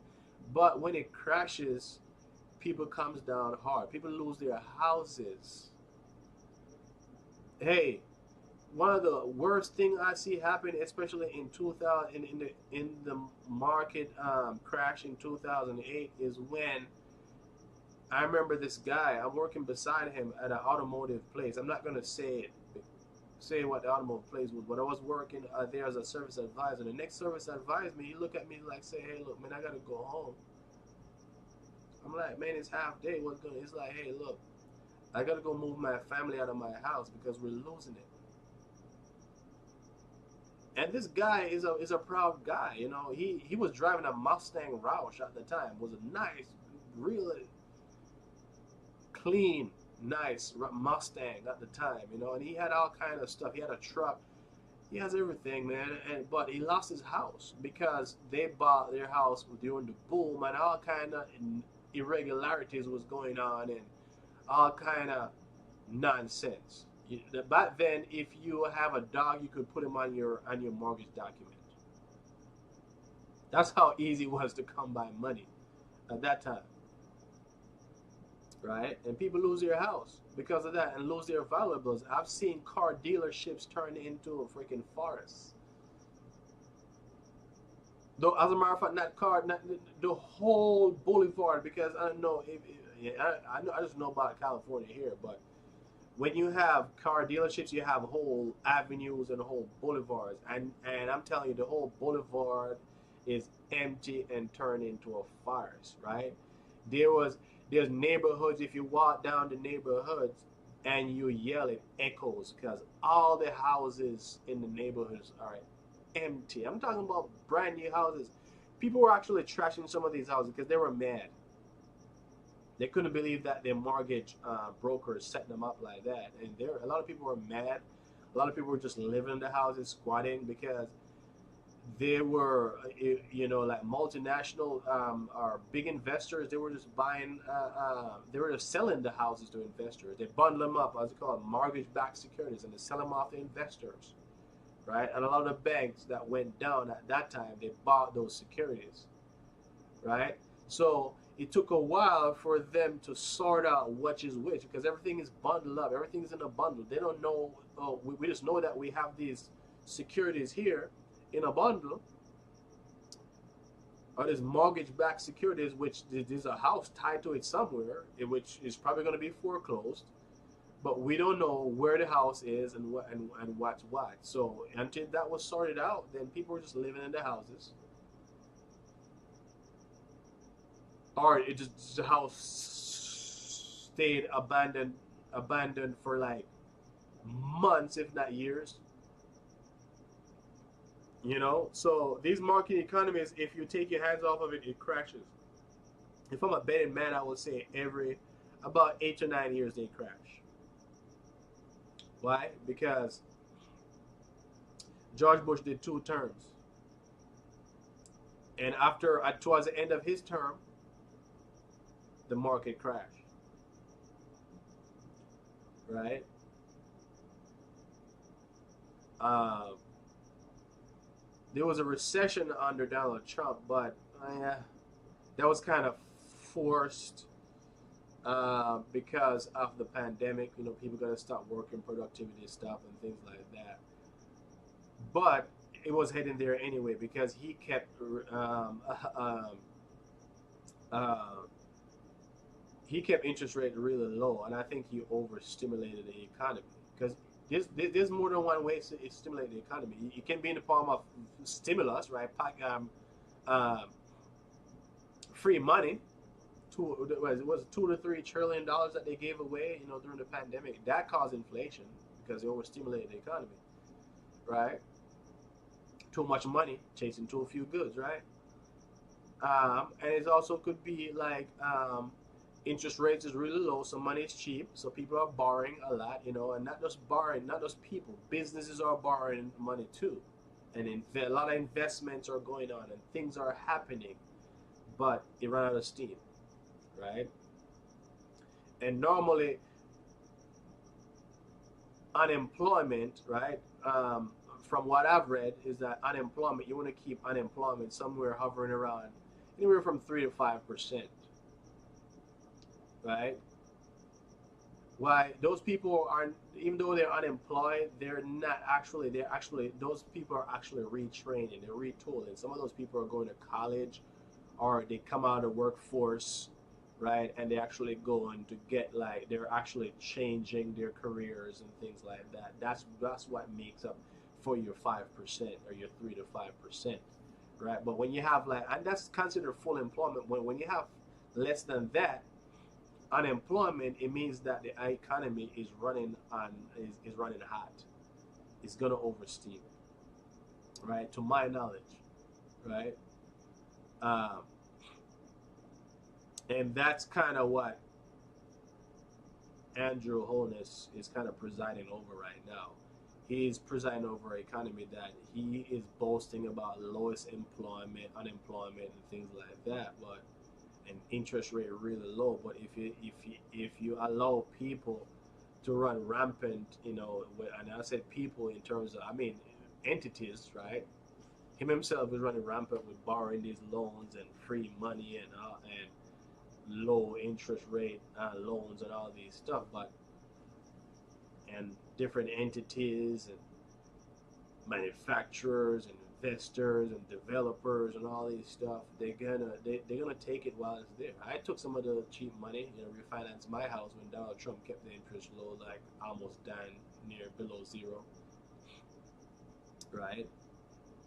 I refinanced my house and lowered my interest rate too, but it overstimulated the economy, and that's kind of what Andrew Holness. But I still like the speech, right? If that's what you believe in, I mean, double down on it. If that's your philosophy, double down on it. But this speech was more.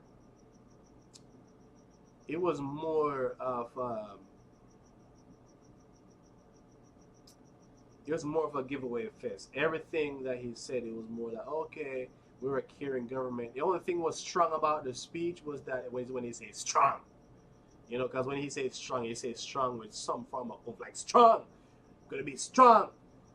You know?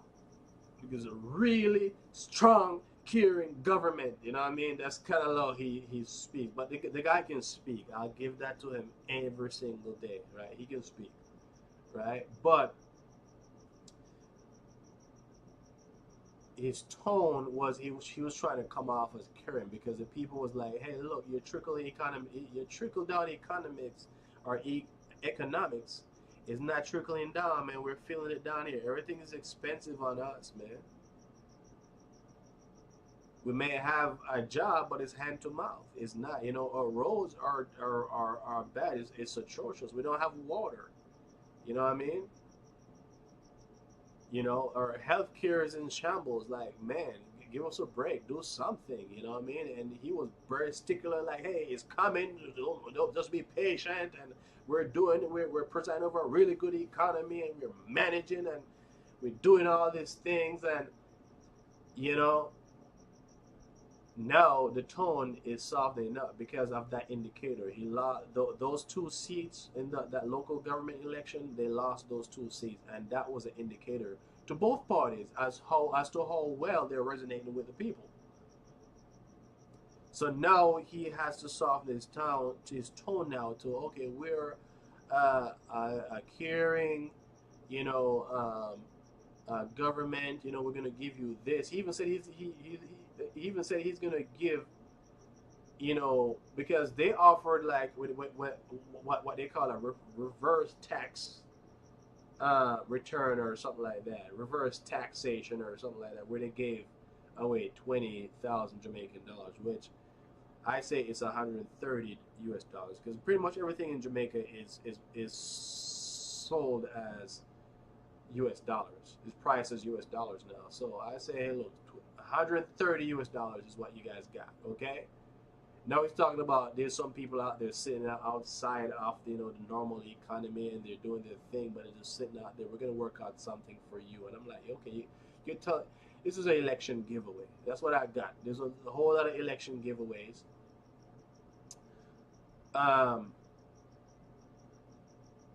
Which I don't know how that is gonna resonate with the people. I hope the people. I hope a lot of them don't fall for it, right? Because you're gonna give me you come and you cut up my raft and you kick over my stall and burn my products, right? And now you're gonna give me $130. You know, it doesn't sit well with me. It wouldn't sit well with anybody. You know what I mean? So, and education, he's talking. No, I saw that he kind of bit off a little bit of Damon Crawford's ideas. He kind of reworded them into something different, which is fine. I'm not mad at it. You know what I mean? I'm all about development. It doesn't matter who develops. It's just common sense development for the country, right? So, I'm not against it. Develop. If it's a great idea, try it. Use it. You know what I mean? But I think your capitulation is a little bit too late. That's what I think. And the speech, the fire speech, guys, right now, you pretty much want a third term to correct a lot of those mistakes. I don't think it's building on what you already did. It's pretty much correcting the mistakes that you make in those two previous administrations, right? And I think it came a little bit too late. So the speed should be doubled down. Rally your base and see if your base can carry you through. Because I don't think anybody is going to carry you through. You're not going to win any new supporters. I can tell you that much. You're not going to win over anybody else. It's pretty much rallying your base, rile them up, get them energized, and hope that they're that your base is a little bit more than the opposing party's base, and they might win over some new supporters, because that's kind of how it goes. It's normally more stringent on the incumbent party, right? So I believe that the speech that you gave 2 weeks ago or 3 weeks ago should have been the speech you gave on Sunday. It was a lot more moving to me. I'm not gonna get into the specifics, just how I felt. Right now I'm working out feelings, and a little bit of information. There's nothing in there that jumps out at me, to be honest with you, because I think it's more of a election giveaway fest. But there's a lot of people. It's been argued that a lot of them was paid to go there, which a lot of them was paid. There was actually a fight in a bus. That was shown on social media. People actually arguing over how they're going to distribute the money that they were paid to attend. But that's not a here or there for me. I think it's wrong, but it's not a here that it's not like I'm going to say something and you're going to stop. So it's not a here nor there for me. Which that kind of tells me how you're going to govern. You're going to try to cut corners. You know what I mean? And you're not gonna follow the rules, right? You must just follow the laws. So that's why I don't want you to become my prime minister, right? Because even though you may not be out there handing out money, per se, you heard the noise, you heard the rumblings. You know what I mean? I'm pretty sure it's happening. So if you have the backbone, and that's where I think you lack. The backbone to actually put your people in line. That's where I think you're lacking. You're good, you're a good orator, right? You can move people when you speak. I mean, if you cut down some of the lies too, because you would go over here and say something, and then come over here and say the opposite. You cut down that too. But I think it's just a little bit too late, man. I do hope you're gone. But that speech did move me though. Yeah, so that's that on the speeches. The next thing happened on Sunday was the protest, JOBEM, right? Let me see if I can find JOBEM.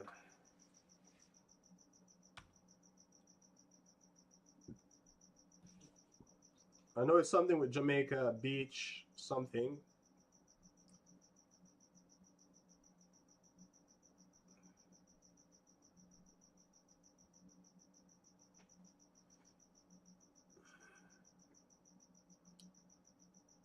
Oh, can't find it. But anyway, JOBEM is it's an organization run by Dr. Devon Taylor, right? And on the thumbnail, he's the Rastafarian person on you know on the thumbnail, right? And this organization is pretty much put together and is taking the government to task for beach access, right? This is another issue that is near and dear to me because as a youth growing up, right? My friends and I used to ride our bikes to the beach, or before we even had bikes, we would walk to the beach in Ocho Rios. That's the Fisherman Beach. That's what we used to go to, right? And it was just a wide open beach, pretty spacious, right?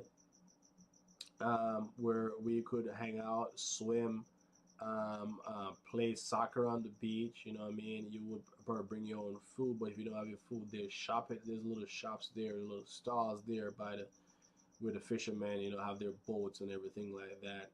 And some fishermen they used to live on the beach too, but they fish. My One of my uncles, if you will, right? He was a fisherman, Olokit, right? Not necessarily my uncle. Well, he married to my cousins, right? But I would call him my uncle, right? Olokit, right? And Domirai, well, they were fishermen. That's how he fed his family. They built a shop, right? They built a nice upstairs and downstairs house out of it, right? They built downstairs was a bar and a shop, right? They used to have big parties like back in the day when you have the big sound system culture. Like a lot of big sound used to come to that bar. Like nobody sleeps those nights. They used to kill like the ram goat, and they used to have parties like big dance, right? Um, to that shop, and it was just a nice festive thing. And he was a fisherman. He kind of built that home out of just being a fisherman, right? Now you have Margaritaville, or we call Island Village, moved in. We have Margaritaville, or Margaritaville, and they took over the beach. And there's other places there now that took over the beach, to where I went back with my family.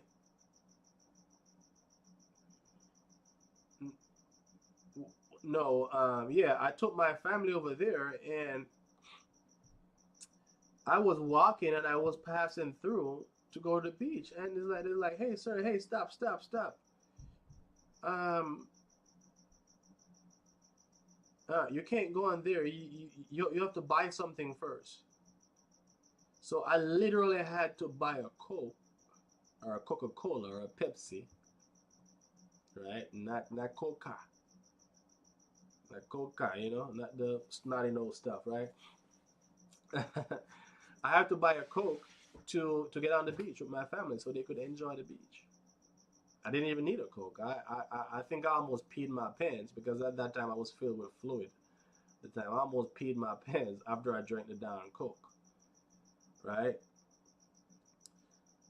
Um, but that's how it is. You either gotta pay, or you can't go on the beaches, and if you're not a guest. If you say, for example, you want to go out there and buy something and pay and go in, they won't let you. You have to actually be a guest. And some of those beaches, they build a hotel. Is either they build a hotel or some form of all inclusive in front of it, and you have to actually be a guest of the all inclusive to use the beach.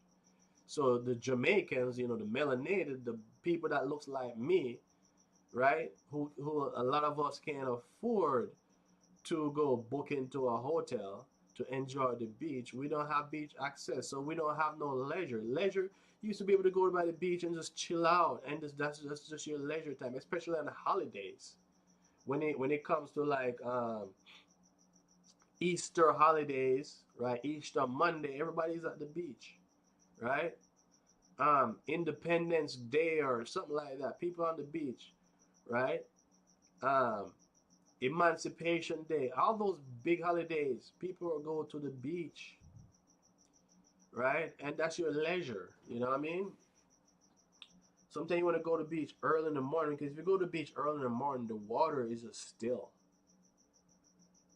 I always tell people that's why I don't like to argue in the morning because the morning is peaceful, right? Nature is giving reverence to something higher than itself.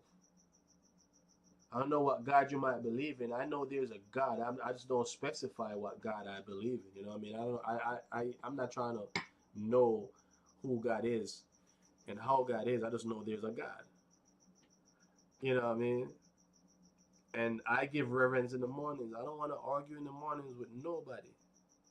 Nobody. It doesn't mean that I'm not gonna get upset. I'm just not gonna argue with you because you're not gonna disturb my peace in the mornings, right? So yeah, the sea is normally calm and the water is normally clear. You normally can look in the water and see what's underneath there, and probably is one of the best time to go chill out and in the ocean, have a swim, or just even just sit there in the sand and just watch the ocean goes to and fro.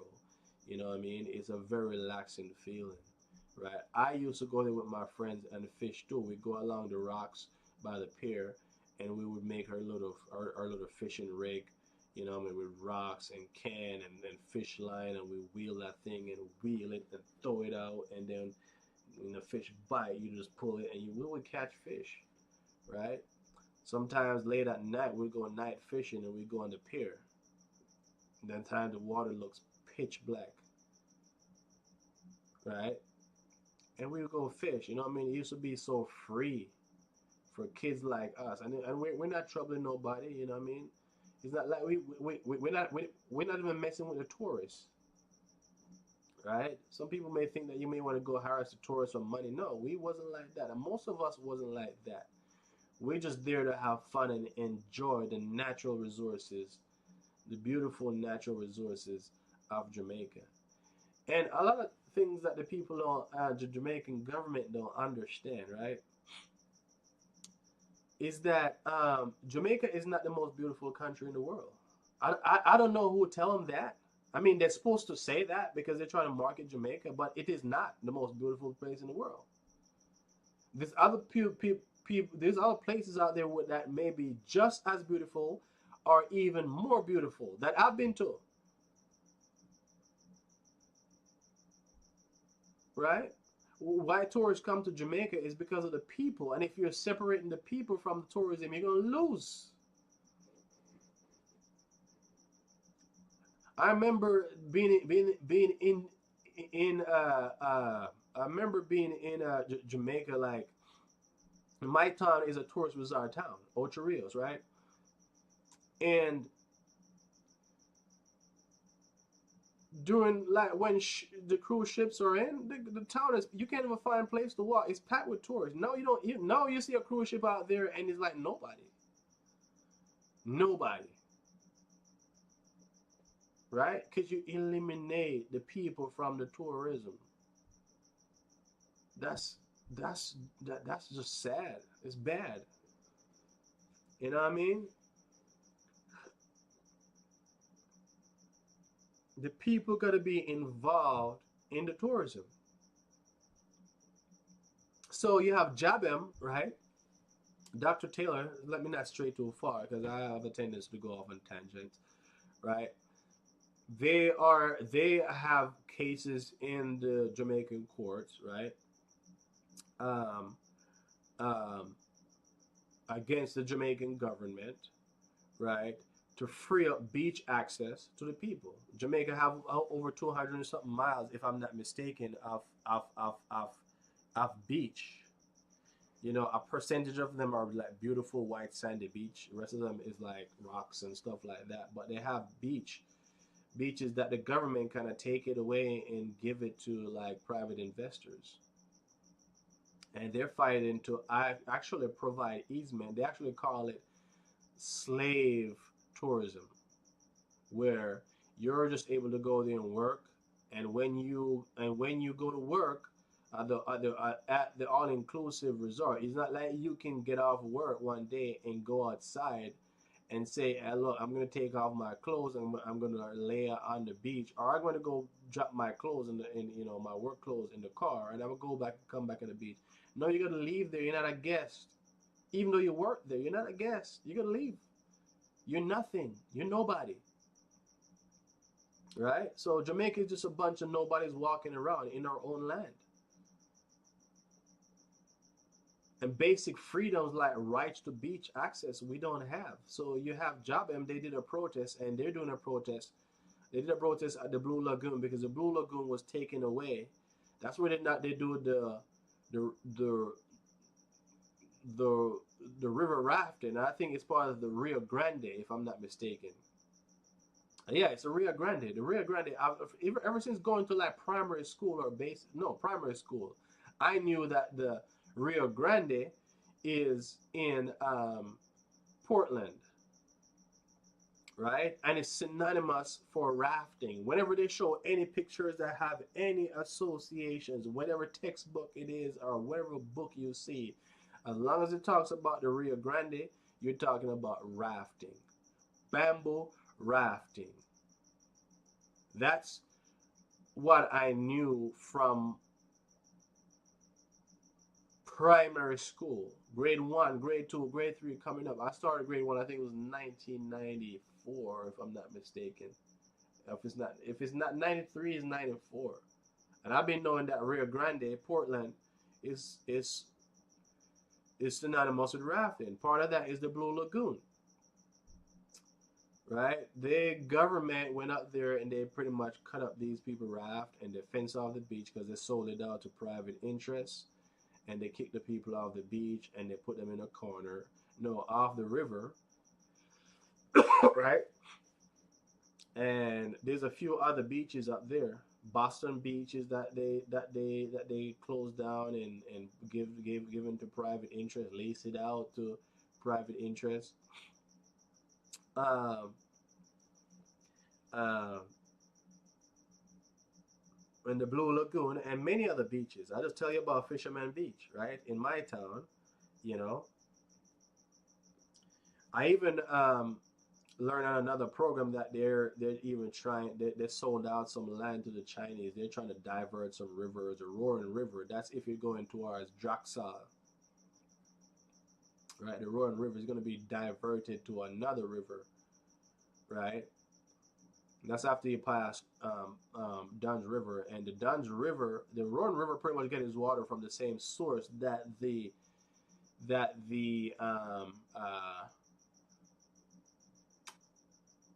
Dunn's River got its water from.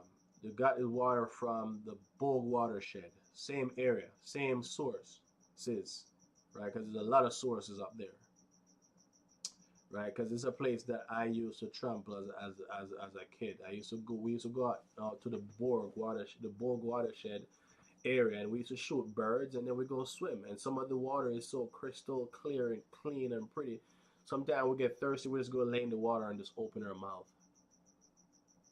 and just swallow, and nothing would happen to us. Right? I'm still alive today. I'm almost 40. So if there was something in that water to do anything to me, but the water would just be like when you look at the rocks at the bottom, the waters are just the rocks just look like crystals. It's just shiny and pretty, right? and you'll have some of the waters like some because there's so many different streams and sources up there that when you go there, some of the waters look blue, like you're looking up to see if it's actually the cloud reflecting, but it's not even a cloud because you just came from another river that just look crystal clear. But some of them look blue, and you look up and it's actually overcast. But the water is just so blue and pretty. And I also remember there was this other agency. They used to be housed in Pineapple, Ocherias, right? He came to my school and he gave us some of the speeches. It was run by, I don't remember what's the name of the agency was, but it was run by a white dude, right? His initiative wasn't so bad. He was going. They were fencing off, like the Bogue property, because Bogue always have like rangers out there. But the rangers, like as youth, they never used to mess with us. They see us as kids going around, they never used to mess with us. You know what I mean? But they were kind of enforcing, like, you know, where people could go out there, and that was towards the end before I leave Jamaica. Right? They would go out there and they would enforce, people actually traversing through the Bogue watershed, because people used to go out there and cut down the trees. So they start fencing it up and they start become very strict about who can access out there. Um, um, and they launched a massive a tree replanting exercise out there, right? I would go out there too because I did my SBA. My geography SBA was done on Bogue watershed, right? My I think my social studies SBA was done on tourism. It's so fun that we're talking about tourism and watershed and beach access and things like that. But for me, it was more of the mentally. It was at that time Ocho Rios was kind of taking on a lot of mentally deranged people, and we want to see how that could affect um, um, tourism, right? If we would make if it was kind of showing the tone in a good light, so to speak, or a negative light where tourists would come in and there's a lot of mad people just running around. And I say mad um, not in a derogatory way, but yeah, my study was more of what we could do to even help them, take them off the street, what I mean, put them in a home, things like that. Um, uh, that was the whole thing that surrounded my SBA, right? But those are places I used to go, right? And it was just free for you to just roam around and do it. Now you can't do that. You can't go on the beaches. And I agree if the government want to have a hand on the beach in terms of making sure that you hold people accountable to keep the beaches clean. Some of the beaches you go is a mess. Yeah, for real. I'm for that, you know what I mean? But there's always a wrong and the right approach to do things. You can't just go. Basically, they're saying that Jamaican people are butu. Them that used to nothing good, you can't give them nothing good. And if they have anything good, you better take it from them before they ruin it. That's basically what this government is saying. And not just this government, successive governments. Because it's not us only. I would be disingenuous if I say it's just this government. It's been happening over time, right? But once again, if you inherit that apple tree, then it's your apple tree, right? But at the same time, if you inherit a house and the floor caved in, it's still your caved in floor, right? Whatever, what they call those hollowed out hole again, it's still yours. So you're gonna take the good with the bad. You get what I'm saying? So just like how yeah, go ahead and take the credit for all the roads. Even though it's not your brainchild, you didn't innovate, and it's not your initiative, right? But a lot of it happened under your watch. Okay, take the credit, right? The economy, even though it was set in motion before you, it came to the fulfillment underneath your watch. Yes, take the credit. I have no problem with that. But anything bad, it doesn't matter who did it before or where it's coming from. You have to take the credit too, and that's what I see this government is not doing. Everything bad is PMPism, is a PMP problem, but everything good is they did it. And I was like, no, these things are set in motion because I said I follow trends, right? And where things started and where it ends. I follow it from the root, right? So I know you didn't start these things, but it matriculate underneath your what. So okay, take the credit. But the bad things that you inherited and remain bad things, you also have to take the credit for those too. And everything good, okay, we did great, and everything. I watched Chris Tufton came on a program, and every response, oh, that problem was inherited. It could be an inherited issue. Everything was an inherited issue, but the things that went well, even though it wasn't his brainchild, oh yeah, we did great. We did great.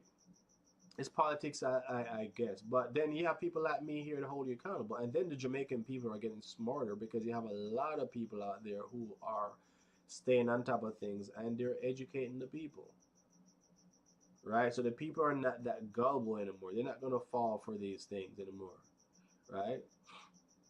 But yeah, the beach access. Back to the beach access, right? They job M wants. They want there is a law, right? They want to repeal the Beach Access Act. They wanted to repeal and replace the Beach Access Act of 1956. There's an act that says Jamaican people, the regular Jamaican people, has no right to the beaches. So right now, only the government has all the rights, and they're saying this law is draconian, it's old, it's colonial. We need to change that. When we free ourselves from the Queen, or not, well, we haven't freed ourselves from the Queen. When we say we got independence, right, and we're gonna self-govern, because that's basically what we fought for. We didn't fight for independence. We fought for the right to self-govern. That's what they gave us, right? And in many respects, we don't self-govern because the most powerful person on the land is the governor general, who is an extension of the queen or the king now, right? And everything that passed, every law that passed in Jamaica has to bear his signature. It's called the governor general's assent, right? If his signature is on it, it's not a law. And as I said earlier, he has the right to dissolve parliament or convene parliament, right?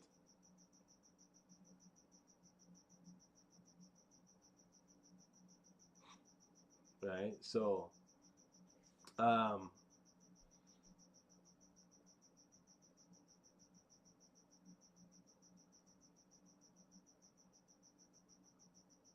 yeah. So they want the repeal of those those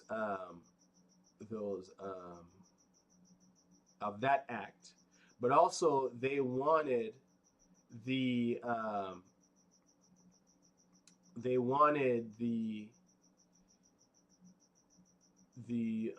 there's certain laws there that you can use to claw back the land or terminate the lease of those lands that is in that is the all inclusives are built on. You can say, hey, look, this place is no longer all inclusive, or it may be all inclusive, but guess what? My people are gonna be able to access this beach. You get what I'm saying? There's laws there, and also the prime minister can do that with just using his pen. He can sign something that say, hey, look, you have to provide easement so my people can access the beach.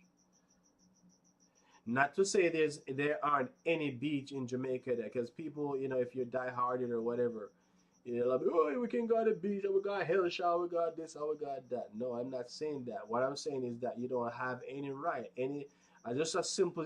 Only thing it takes you to remove it from one of those beaches is just a simple security guard. You don't have a right, and you can't take nobody to court to say you have rights here. That's not how a free society is run. There's supposed to be laws that protect the people, right? And give people privilege, as we talked about earlier, right? And that's what they're fighting for, right? Which most of I think they're saying that we only allowed to use 1% of the beach, and I think Ziggy Marley had an issue before where he was kicked off a beach. And the same thing happened with Devon Taylor, the Dr. Devon Taylor. That's why it became a cause for him, because um, uh, he went back to he's from the Steertown community, and you know, in and around the Roaring River area, right? And they were able to use the beach, right? And one of the things that he was saying too is that if you can prove that there's a path that you used to walk to the beach or used to enter the beach, as long as you can prove that you were using it for over 20 years, the government has to allow you. The law stipulate that they have to allow you. They have to allow that easement. So if anybody fenced it off, they have to move that fence. They're gonna put a gate or something, but they have to allow you access back to that beach easement. So they're fighting for easement. That's the first thing, first and foremost. And then they want to repeal the act, and they want you to claw back the land and give people access without any barriers whatsoever. That's what they're fighting for. I agree with it because I said I ran into that problem. I went to the beach, Fisherman Beach, the island village, right? And I was walking towards the beach, and I was stopped. I had to buy something, buy a Coke, and I thought that was wrong. The way I felt about it is the same way I felt. I can still feel that tightness in my stomach, the way I felt angry at that time. But it didn't warrant getting angry at my fellow sister or brother at the time. It was a lady that said it. I can almost vividly remember the young lady who said it to me, but it didn't warrant me getting angry. I was with my family, so I didn't want that kind of showing, and it didn't warrant me getting angry at her because it wasn't her doing. She was just the enforcer. She's just carrying out her job, right? But I felt some type of way about it, and I still felt that way about it. And I support Job M's movement and Devon Taylor and his organization. I support their movement. I wish there would be there was a crowd out there. It didn't happen because it was raining, but there was Isaac Buchanan was out there. As everyone know, he's vying to become the member of parliament of East Portland. So he was out there showing his support. Andre Stevens from Partner Draw TV was out there, and you know, a few others, and they were explaining what they're doing. So they're in the courts, and they're letting their voice be heard. He's Dr. Devon Taylor is actually leaving United States. Every time they have he hosted several protests, and he actually leave from the United States. That's where he carry out all his practice. This is where he lives. He lives in the United States, and he travels back and he carry on his protests, and then he comes back, and he's not afraid, and he's in the courts, and he's battling them. And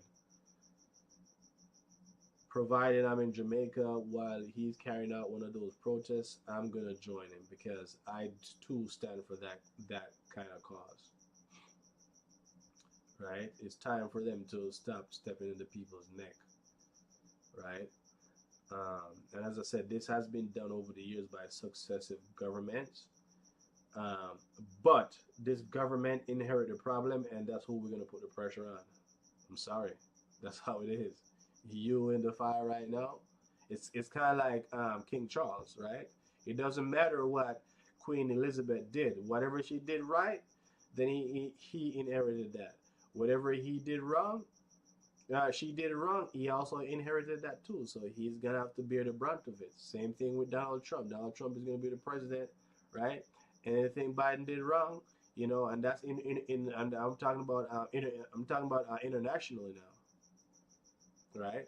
And even domestically, right? Whatever Biden did wrong, he's gonna have to bear the brunt of it. He's gonna have to take ownership of it, because if he let it stays there and fester, then people's gonna get on him for that. So yeah, we need beach access. We need beach access.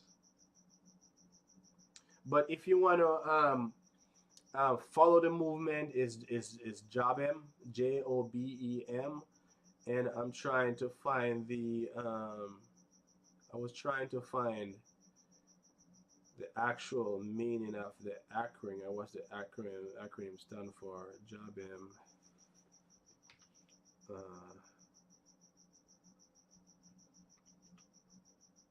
Jamaica Beach Access.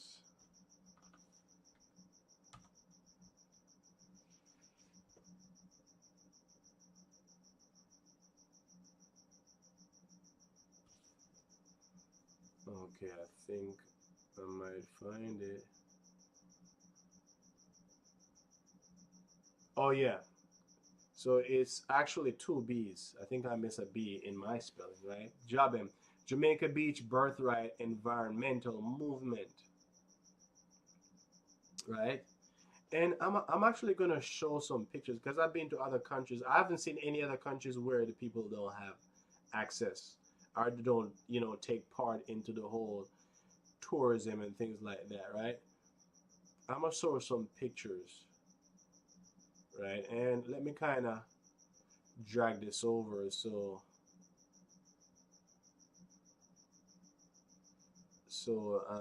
y'all can see. So that's their website. Okay, that's their website. Insourcement Beach to the heritage birthright of our island nation, Jamaica, right? And that's the cause. Um, let me see here. I have some pictures that I'm gonna show of when I went to the Philippines, right? And how they treat their beach. Let me see here. Boom, boom, boom.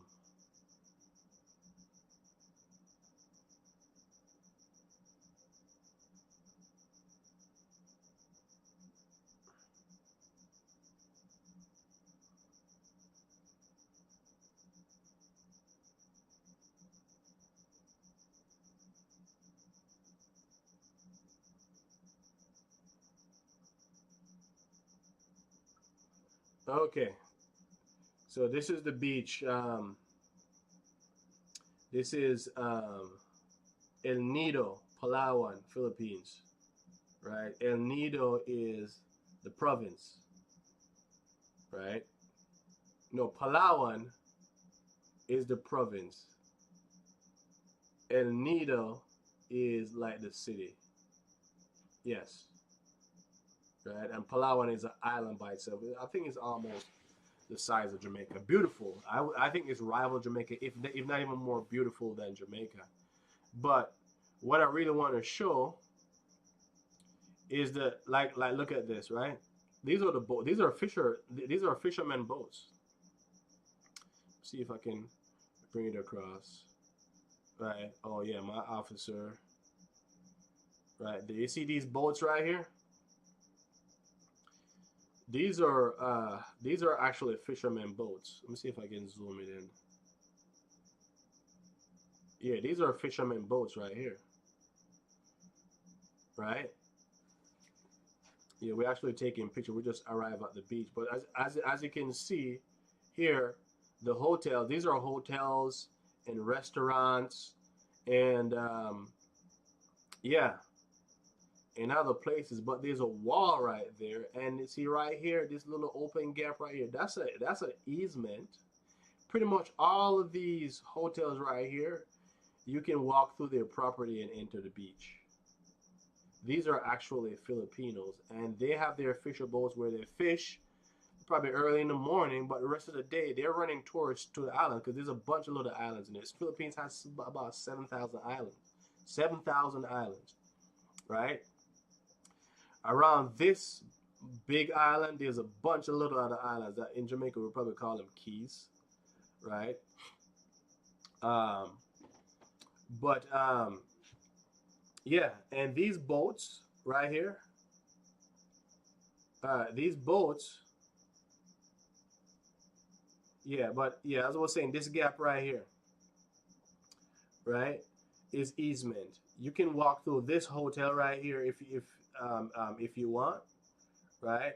All the way around the beach. If you even go around on all the other side around there, there's easements all over the place. The restaurants, you just walk to the restaurant. You don't have to stop. You don't have to buy anything at all. They know you're going to the beach, right? But guess what? The restaurants are owned by the locals, right? Yeah, I mean, there's other people there that own some of them too, but it's just your regular hole in the wall, like restaurants, and you can go there, you can buy a food. Some of them, you can even buy equipment. Say, for example, you want to go swimming, right? You can buy swimming gears there too. If you need a scooter, you can rent a scooter. You know what I mean? The people, see right there, that's a Filipino right there. Back here, you see this leg right here, that's another Filipino. Those are Filipinos. Filipinos, right? There's people on there selling stuff too. Some of them are gonna ask you to buy stuff. Um, you know, some of them is a little bit persistent than others, but if you maintain no, they just go away. You know what I mean? Or if you walk away, they're not gonna chase you down. If they see you again, they're gonna ask you. Their memory is very short, right? They're about business, right? Whether they're selling their beads or the necklace or whatever the trinkets they have selling, they're gonna approach you, right? They're gonna ask you, but if you don't want it, you just don't want it. And this place is packed with tourists all the time, right? Especially the European tourists, the Australians, but mostly European, the Israelis, you know, they come to here, like the young tourists, and they do backpacking because there's so much to see. This is not a place that you can that you come and you just hang out at an all inclusive. There's so much gems. There's waterfalls. There is underground river. There is island hopping. There's so much things to do. That's what I'm saying. Jamaica is not the most beautiful place. There's a lot of beautiful places out there, maybe as beautiful as Jamaica, but or even more beautiful. What's beautiful about Jamaica is the people, the lingo, the culture, the vibrancy of the people, right? That's what the Americans and the British and everybody else gravitate to, right? So if you take those people out of the equation, then you're gonna have an unsolved equation, right? Unsolved equation. Okay. Um, yeah. So these boats is what they use. They use them to fish. They have engines on them. Or this one doesn't. It's a little paddle boat. But these bigger ones here, they put engines on them, and then it's fun because it rocks from side. It rocks with a wave. But what happened that little this little bamboo thing that you see they have over here, pretty much all their boats have them. What happened is that it rocks, and when it rocks, it kind of hits the water, and then it bounces back. It bounce back. It bounce, and it's just a nice ride going out to see if I can bring it up more. Yeah, that's it. That's the extent of which I can bring it up, right? Let me see if I find some more pictures.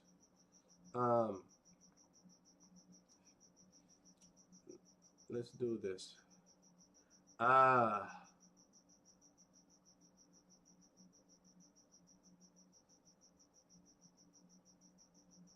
Let me see here.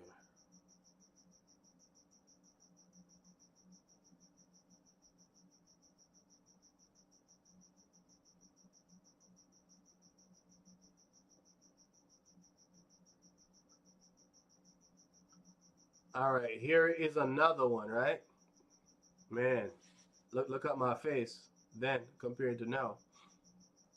But anyway, these are some tourists right there. There's tourists, but they're mixed in, they're blend in, right? They're blend in, and they have their nice white sand. It was overcast here, so it's kind of look dark, but they have beautiful beach. This is in this place is in the South China Sea, you know. And then you have like the Nakpan Beach. I think that's probably the most beautiful beach. I've been over there, Nakpan Beach. Then you have the Naktaban Beach. Naktaban Beach is a place, but then you go to Naktaban Beach, and then you get on like a boat, and then you go to like several other islands, right? Um, I'm going to show some of those islands, but these are the people, and they're interacting. These are the tourists, but they're interacting with the locals at night. You know, the puka bar, actually a reggae bar. They call it the puka bar, right? Where the Filipinos, they do their version of reggae, and they do like the fire dance and all that stuff, and it's just a nice vibe. And you drink your Red Horse, right? That's the prominent beer. It's like in Jamaica, you have Red Stripe. Red Horse is their prominent beer over there, and their um, prominent hard liquor is the Emperador. The Emperador, right? Sounds Spanish, right? Yes, because the Philippines was actually conquered by the Spanish. They were a colony of the Spanish until they got off from under them. Then, the United States took over, and then they took back over, and then it's been that anyway. But a lot of Filipino, you would notice that they have uh, last name, the Spanish last names, right? Um, yeah, and a lot of them has like like Christian names like Mary, Maria, you know what I mean? Things like that. That's what they have, right? Because it's a carryover from the Spanish, when the Spanish colonized the the the Philippines, right? See if I'll find some more pictures as well. Um, that is worthwhile showing, right?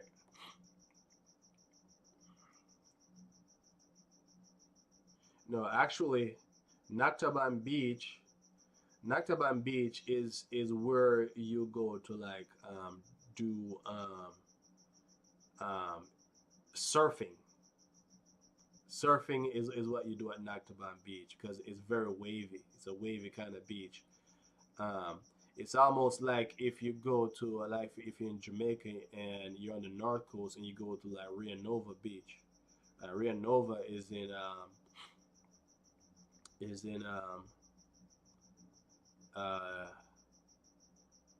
um,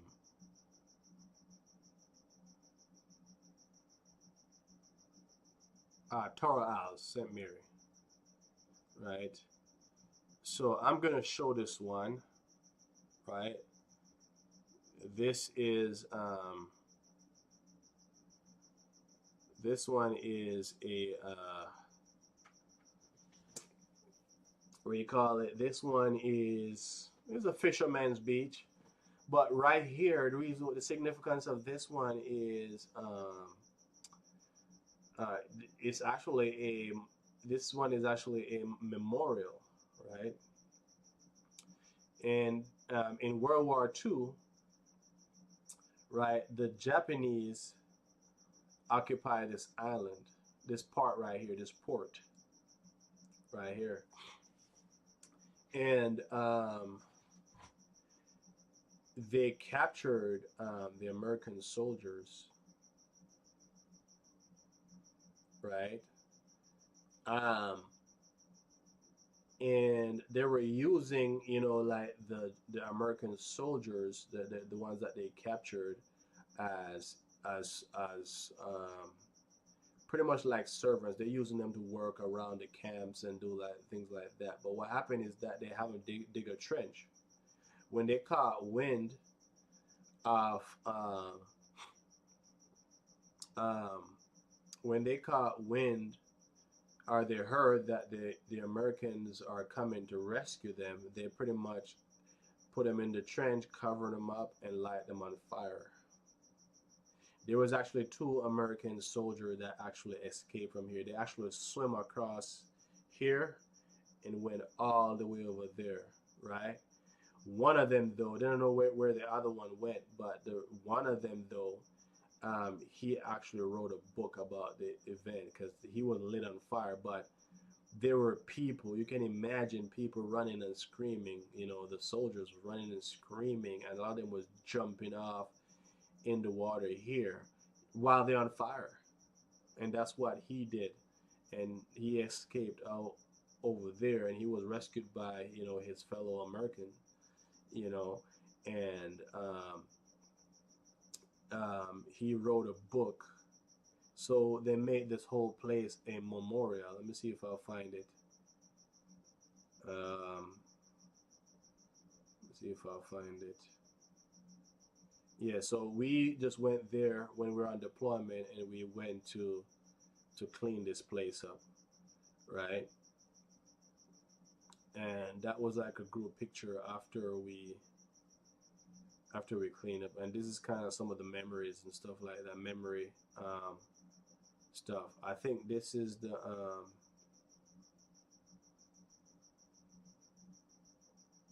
it says various guerrilla units later united under the command of Major Pablo P. sent from the 6th Military District on Panay Island. Okay, so this have to do with some Filipino stuff.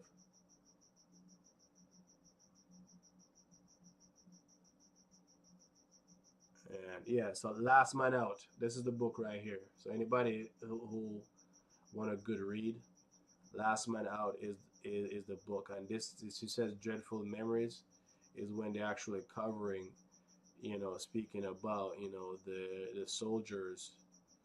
Yeah, so Glenn McDowell, one of the survivors, Marine Glenn McDowell, he was the one who survived. So this is significant of this island and just this place.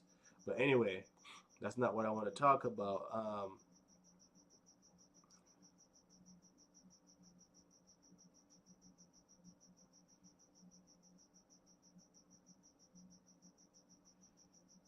So this is one of the islands that I went to, right? I think if I'm not mistaken, okay, Lule Island, that's what it's called, right here, Lule Island. And I think if you go there right now, this is still that they build it out of sand, right? But this is one of the little islands. You go there and you just pull up on the sand with the boat, and you just go there and you start swimming, right? Right here, I think I'm doing push-ups. Yeah, I'm doing push-ups because I would do push-ups. This time I used to work out a lot, and I would just do push-ups on every single island I go to, right? And this is a these are beautiful. And you know what? The Filipinos are allowed to come here. There's no major interest that come and just gobble this up and just block it off and say nobody can go there. They actually I think, yeah, right there. See?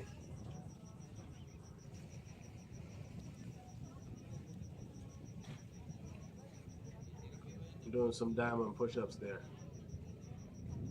right?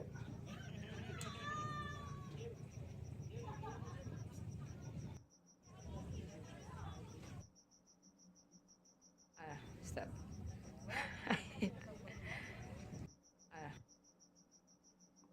Yeah, I think we're at I was at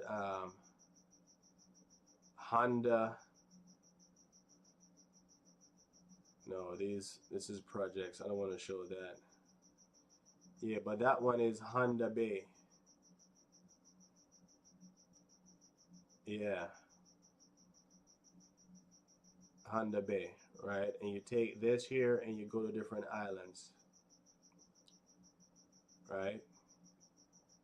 But it's just to show a few things that there's in other countries out there, um,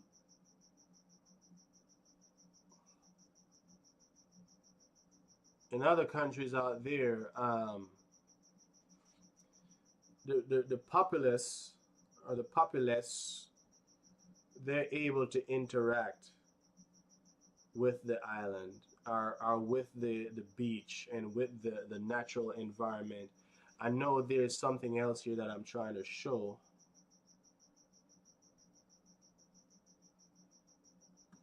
Um,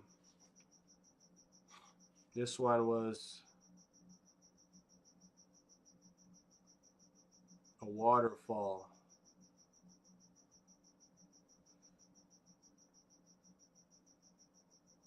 Yeah.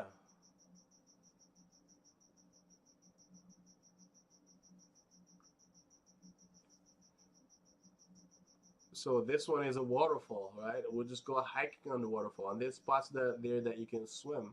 But we'll go in the community, and there's always like one guy there that has these big hats, right? And you pay him like 50 pesos. And sometimes I wonder if this guy a crook or whatever, like is he a criminal, charging me 50 pesos? But it's pretty much he's there to collect 50 pesos because he lived there thereabout, right? And they maintain the place. They keep the place clean. If tourists come through and litter the place, they clean it up. So it's pretty much you're paying them an environmental fee, right? So instead of him just living there and not doing anything, he's cleaning up the place and he makes a little bit of money. I don't know if the money goes elsewhere. It probably goes to the what you call the barangay, right, or the community, right? It may go to the barangay, um, but even if it goes in his pocket, there's nothing wrong with it because guess what? He's there. He's maintaining the place. He's keeping it clean, picking up the trash, right? Making sure everybody is, you know, everybody is doing the right thing, right? Even if they may say, hey, look, you can't go over there because of whatever reasons, right? But we're able to hike the waterfalls, and it's not just us, right? We're military people right there, but um, there's tourists that do all this stuff. So that's why you have the backpacking because there's a lot of these there that people can just go hike. You know what I mean? And there's no major interest that just come there and just corral it and just build a hotel around it and build a garden and construct a garden around it and say, hey, this is ours and this is our interest and we're gonna protect this and anybody, including the locals, have access, right? And there's other places, right? There's other places. Let me show this. And I'm going to end the live pretty soon. But I just want to drive the point home. Right? I was at this place, right?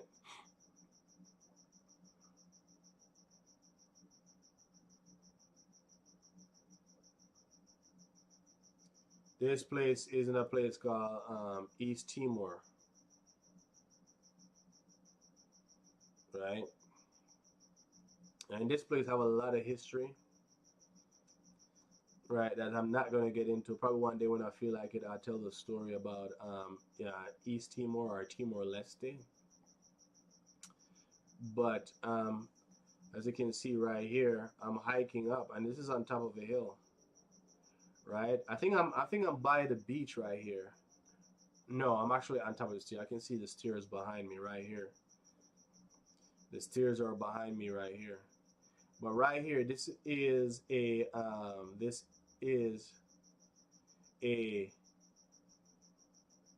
statue of Jesus, or what they call Cristo de Rey, right?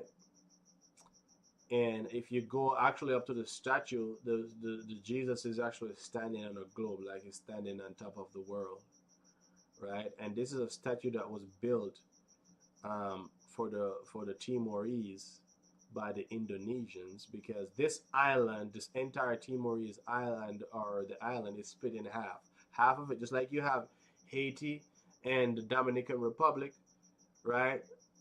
They're split in half. The same thing. This island is split in half. Half of it is Timor Leste, and half of it is Indonesia, right? Bali is pretty close by too. Like a couple islands over is Bali, right? I wanted to go to Bali real bad when I was there. They just wouldn't let us. Like, you can literally, on a fair day, you can actually see Bali. You can see the island out in the water. Like there's a couple islands, and the next one over is Bali, right? So for those who talk about Bali or Bollywood, that's where it's at, right? Um, um, yeah, and behind that there's some beautiful beaches, right? That you snorkel. It's good for snorkeling. There's all kind of reefs and things like that behind there. You just buy a snorkel, because you can go to any local shops. Once again, run by the locals, or even the restaurants. There's other interest there. Australians over there, because this place is pretty close by Australia. But most of the locals are in there too. They're doing their thing, and you can get whatever. If you want to rent a car, you want to rent a boat, you want to rent you want to rent snorkels, you want to buy snorkels, right? You can get it from the locals, and you can go snorkeling, right? And this place there's no interest that's corral this place, right? This statue was built by the Indonesians for them, because the Indonesians, there's a little bit of history about this place, is that this place was colonized by the Portuguese, by Portugal, for over 500 years, right?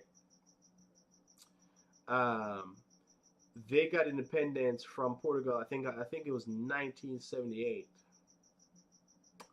and then about 2 weeks later, they were attacked by the Indonesians, because the Indonesians Indonesia is a dominant force over there. They're predominantly Muslim. They're Asians, but they're are what you call Micronesians, right? Because that's what these people are. They're Micronesians, right?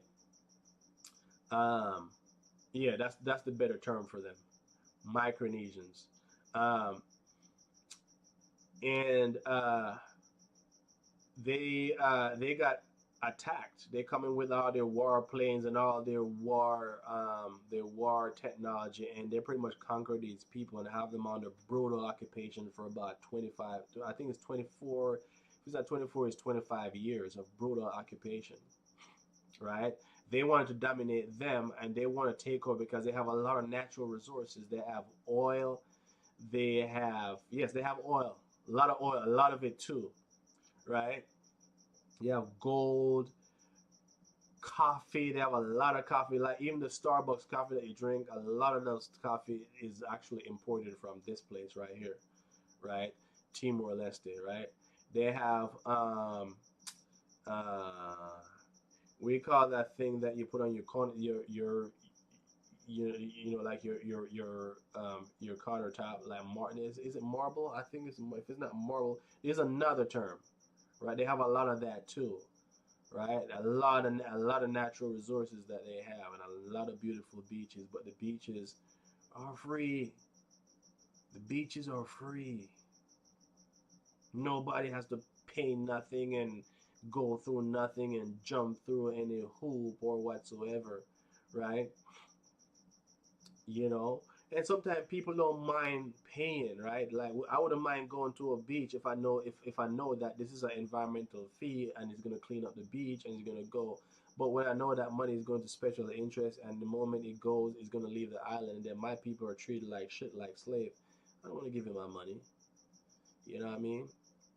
But anyway, brutal occupation, 25 years, right?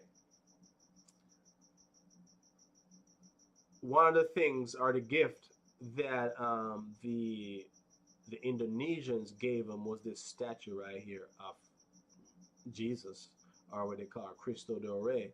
Why? What's the significance? Because these people are are predominantly um, Catholics. They're predominantly Christians, right? But specifically Catholics because they were conquered by the Portuguese, who were mainly Catholics, right? So they want to appease them to say, hey, look, here is a statue of Jesus. See, we love you. You know, just let us let's come underneath our government, right? We know own you, right? Um, uh, but see, we're not trying to change you, right? We're gonna give you a statue of your God, right? Jesus. We're Muslims, but we're gonna give you a statue of Jesus. You see, we're not even trying to convert you to Muslim. We just want you to fall under our governmental regime. That's all we want, and we get to do. You know, what I mean, wink, wink. We get to control all the resources, right? Now, I think now Australia mine the oil for them, and they get like a big part of the kickbacks from it, whatever. But then you have this figure who they are very fond of, like Che, what's his name, Che Guevara. If you go or if you travel around this place, you see a lot of um, pictures and what do you call the things that you draw on the wall? I forgot what you call that again. Man, I'm always drawing blank. It's in my mind, it's on my tongue, but I can't say it. Yeah, of Che Guevara, because he was like the kind of Fidel Castro. His name is Shanana Guzman. He was the freedom fighter. He's the one that actually led the fight and claw back, you know, East Timor from the Indonesians, right? Now they made peace and they're all good, and just a lot. I'm not gonna go into the whole thing, but the main thing that I want to show was that um, there are beaches, right? Um, and the people take part in it. Let's see if I can find.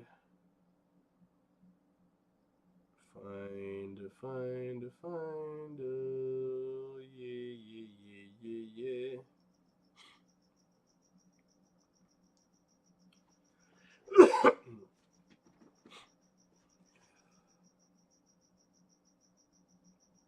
Yeah, this is me on one of the beaches. I think this beach, yes, this beach is actually.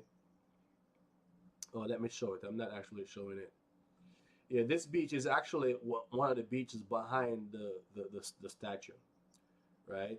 As you can see with his hanger bags and, you know, this is my Haitian buddy. He was drunk, but over here is the pretty much the locals, right? If you look at them and you look at the Filipinos, you couldn't tell the difference, right? They all look the same, but they just there and they have their party, and what their favorite type of meat is goat. You know what I mean? They don't make curry goat, but they make like a kind of stew with it, right? Um, that's their thing, right? Kind of a brown stew, kind of dark stew with it, but their favorite meat is goat. One of these days, I'm gonna tell you some stuff about a Timorese wedding. I think it's very interesting, but I'll make a video on that. It's very interesting. I think it's a beautiful story, and y'all gonna love it. But as you can see, these are the locals, right? And that's their beach. And as you can see, um, let me get out of here. The beach is not disturbed whatsoever, right? It's just there. They keep it clean. You go there, you pick up your garbage, and you barbecue, and you just do your thing, right? They love spicy food over here. This is what I want to show you too, because to say that this is beautiful, right? This is beautiful. So I was actually, you can't tell me that this is not Jamaica, right? Same thing with the Philippines. You cannot tell me that this is not Jamaica, right? Same thing, same tropical island. I mean, it's actually more tropic. It's more equatorial here. It gets really hot, like the sun on your forehead, kind of hot. Like, yeah, yeah, it gets really hot here. But yeah, it's equatorial. But I'm actually up in the mountains here. So as you can see,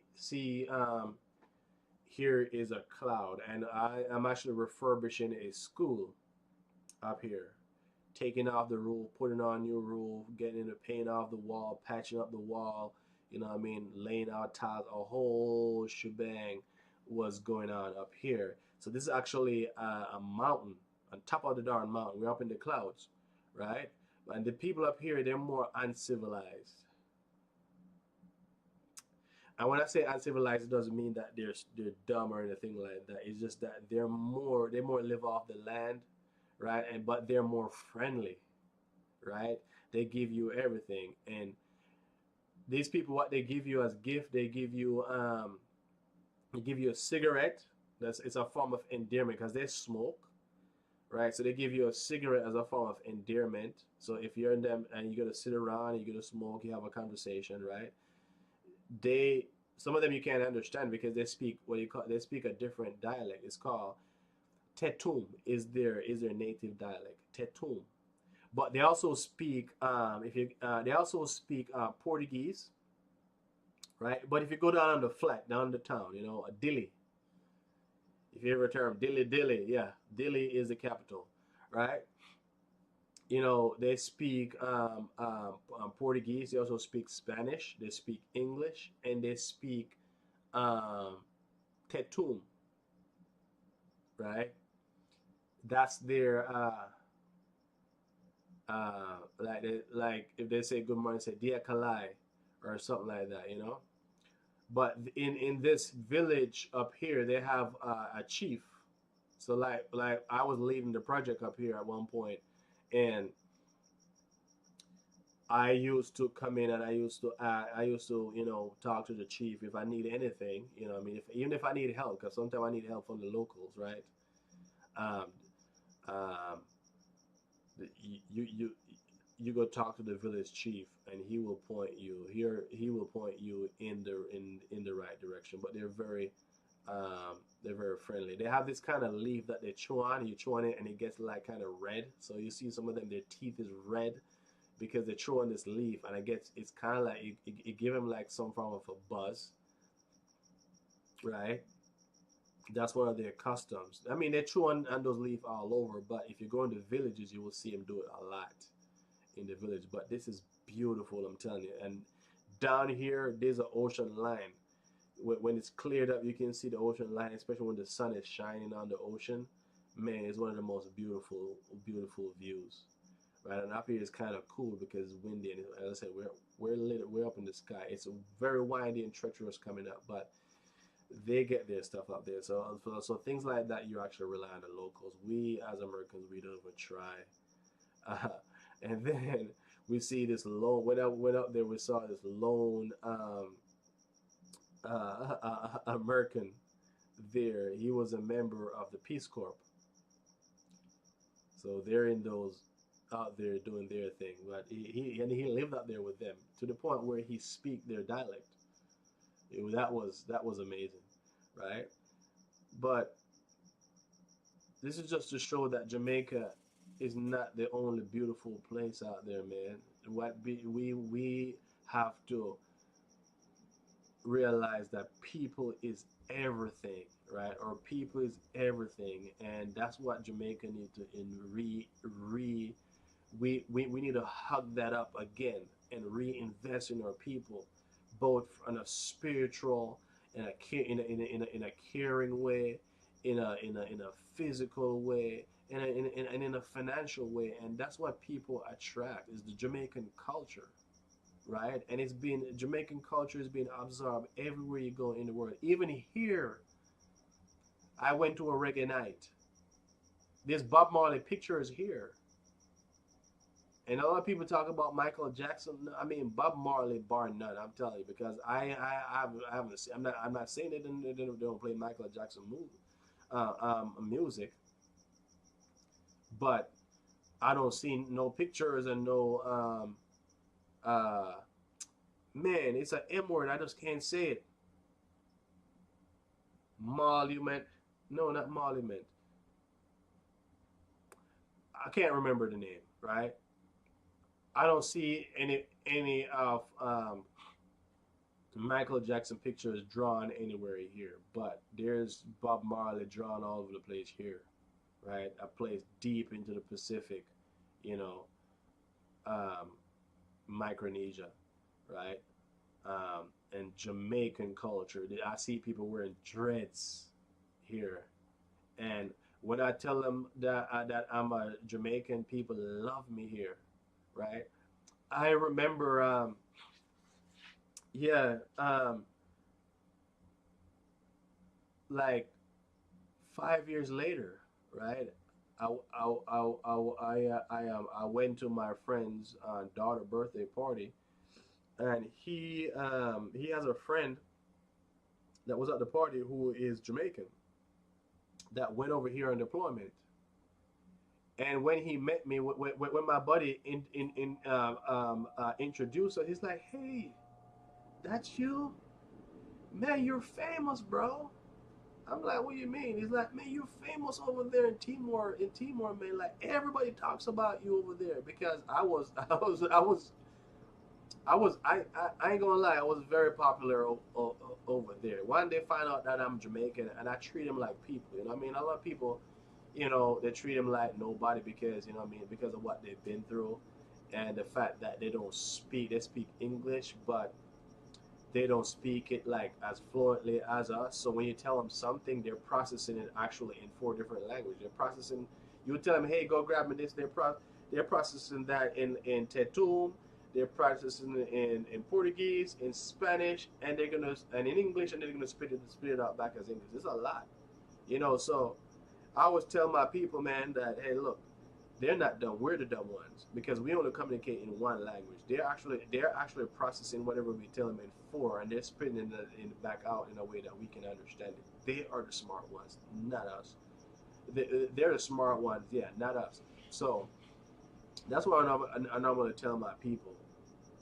But yeah, I just wanted to show those and show that there's places out there that is probably less because this country they're still trying to figure out their government.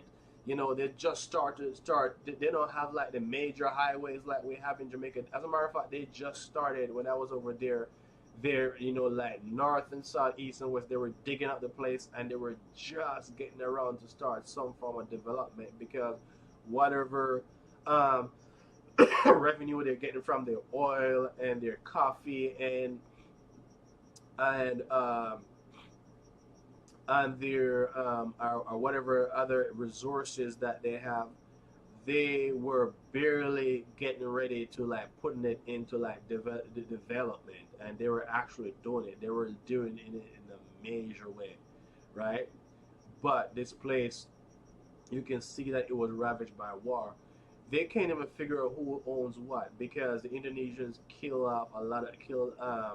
the Indonesians they eradicated say it another way, they eradicated a lot of the population, the young population, and they themselves eradicated some of themselves because there was a civil war too, right? Which I'm not going to get into that right now, but um, it's a beautiful place, right? And they don't have all the stable government like we have in Jamaica, right? But nobody can go there and buy land actually. Just like in the Philippines, nobody can go over there and buy land. The Australians, they're over there, they're doing their thing. But what the Australians do, they marry they marry a Timorese, either a man marry a woman or a woman marry a man, right? And they get some land. The person, the citizen, own the land, and they get to build or do whatever they want, build up their restaurants, their hotels, or whatever. But they themselves cannot own the land. The government stipulated that nobody's going to own this land except my people, right? And as a matter of fact, nobody really own land. Everybody just pretty much build a house and live somewhere right now because they're still trying to figure it out right now how they're going to work out the land issue, right? So if they can be doing that for their people, we can do that for ourselves too in Jamaica. Come on, we can do it, right? We just have to have the will, right, and the courage and the mindfulness because bad mind big, in a Jamaica. So we need that mindfulness of each other, right? So yeah, that's it, and that's where I'm gonna end the live today. Thanks again for tuning in. Um, to Wild Thoughts on JMRB Media. Once again, like, share, enjoy. It's a pretty long live, or a pretty long video, so you can take it in chunks. Watch 30 minutes here, 20 minutes there. I'm sure I'm sure I'm not that boring. You know what I mean? There's something I'm gonna say that you're gonna like. You know what I mean? So yeah, just do that for me, please. Once again, you can, I said, check out my buddy's YouTube, Marcus Media, Marcus Comedy TV. Right, a lot of y'all know him. He's pretty popular out there. But I'm also sending you over there. Go check it out. Follow it, like it, subscribe to it. Get your notification and just join the movement. You know what I mean? I don't get to do this as often as I would like, but I'm still doing it. I'm going to continue doing it, and I'm going to do it all the way to the top. I'm getting this out of the mud. It's in the mud right now, and I'm still digging out the root, right? And we're going to soar at some point, right? But if you follow and you listen, thank you. Appreciate it. Can't appreciate it enough. Thank you. Have a good night.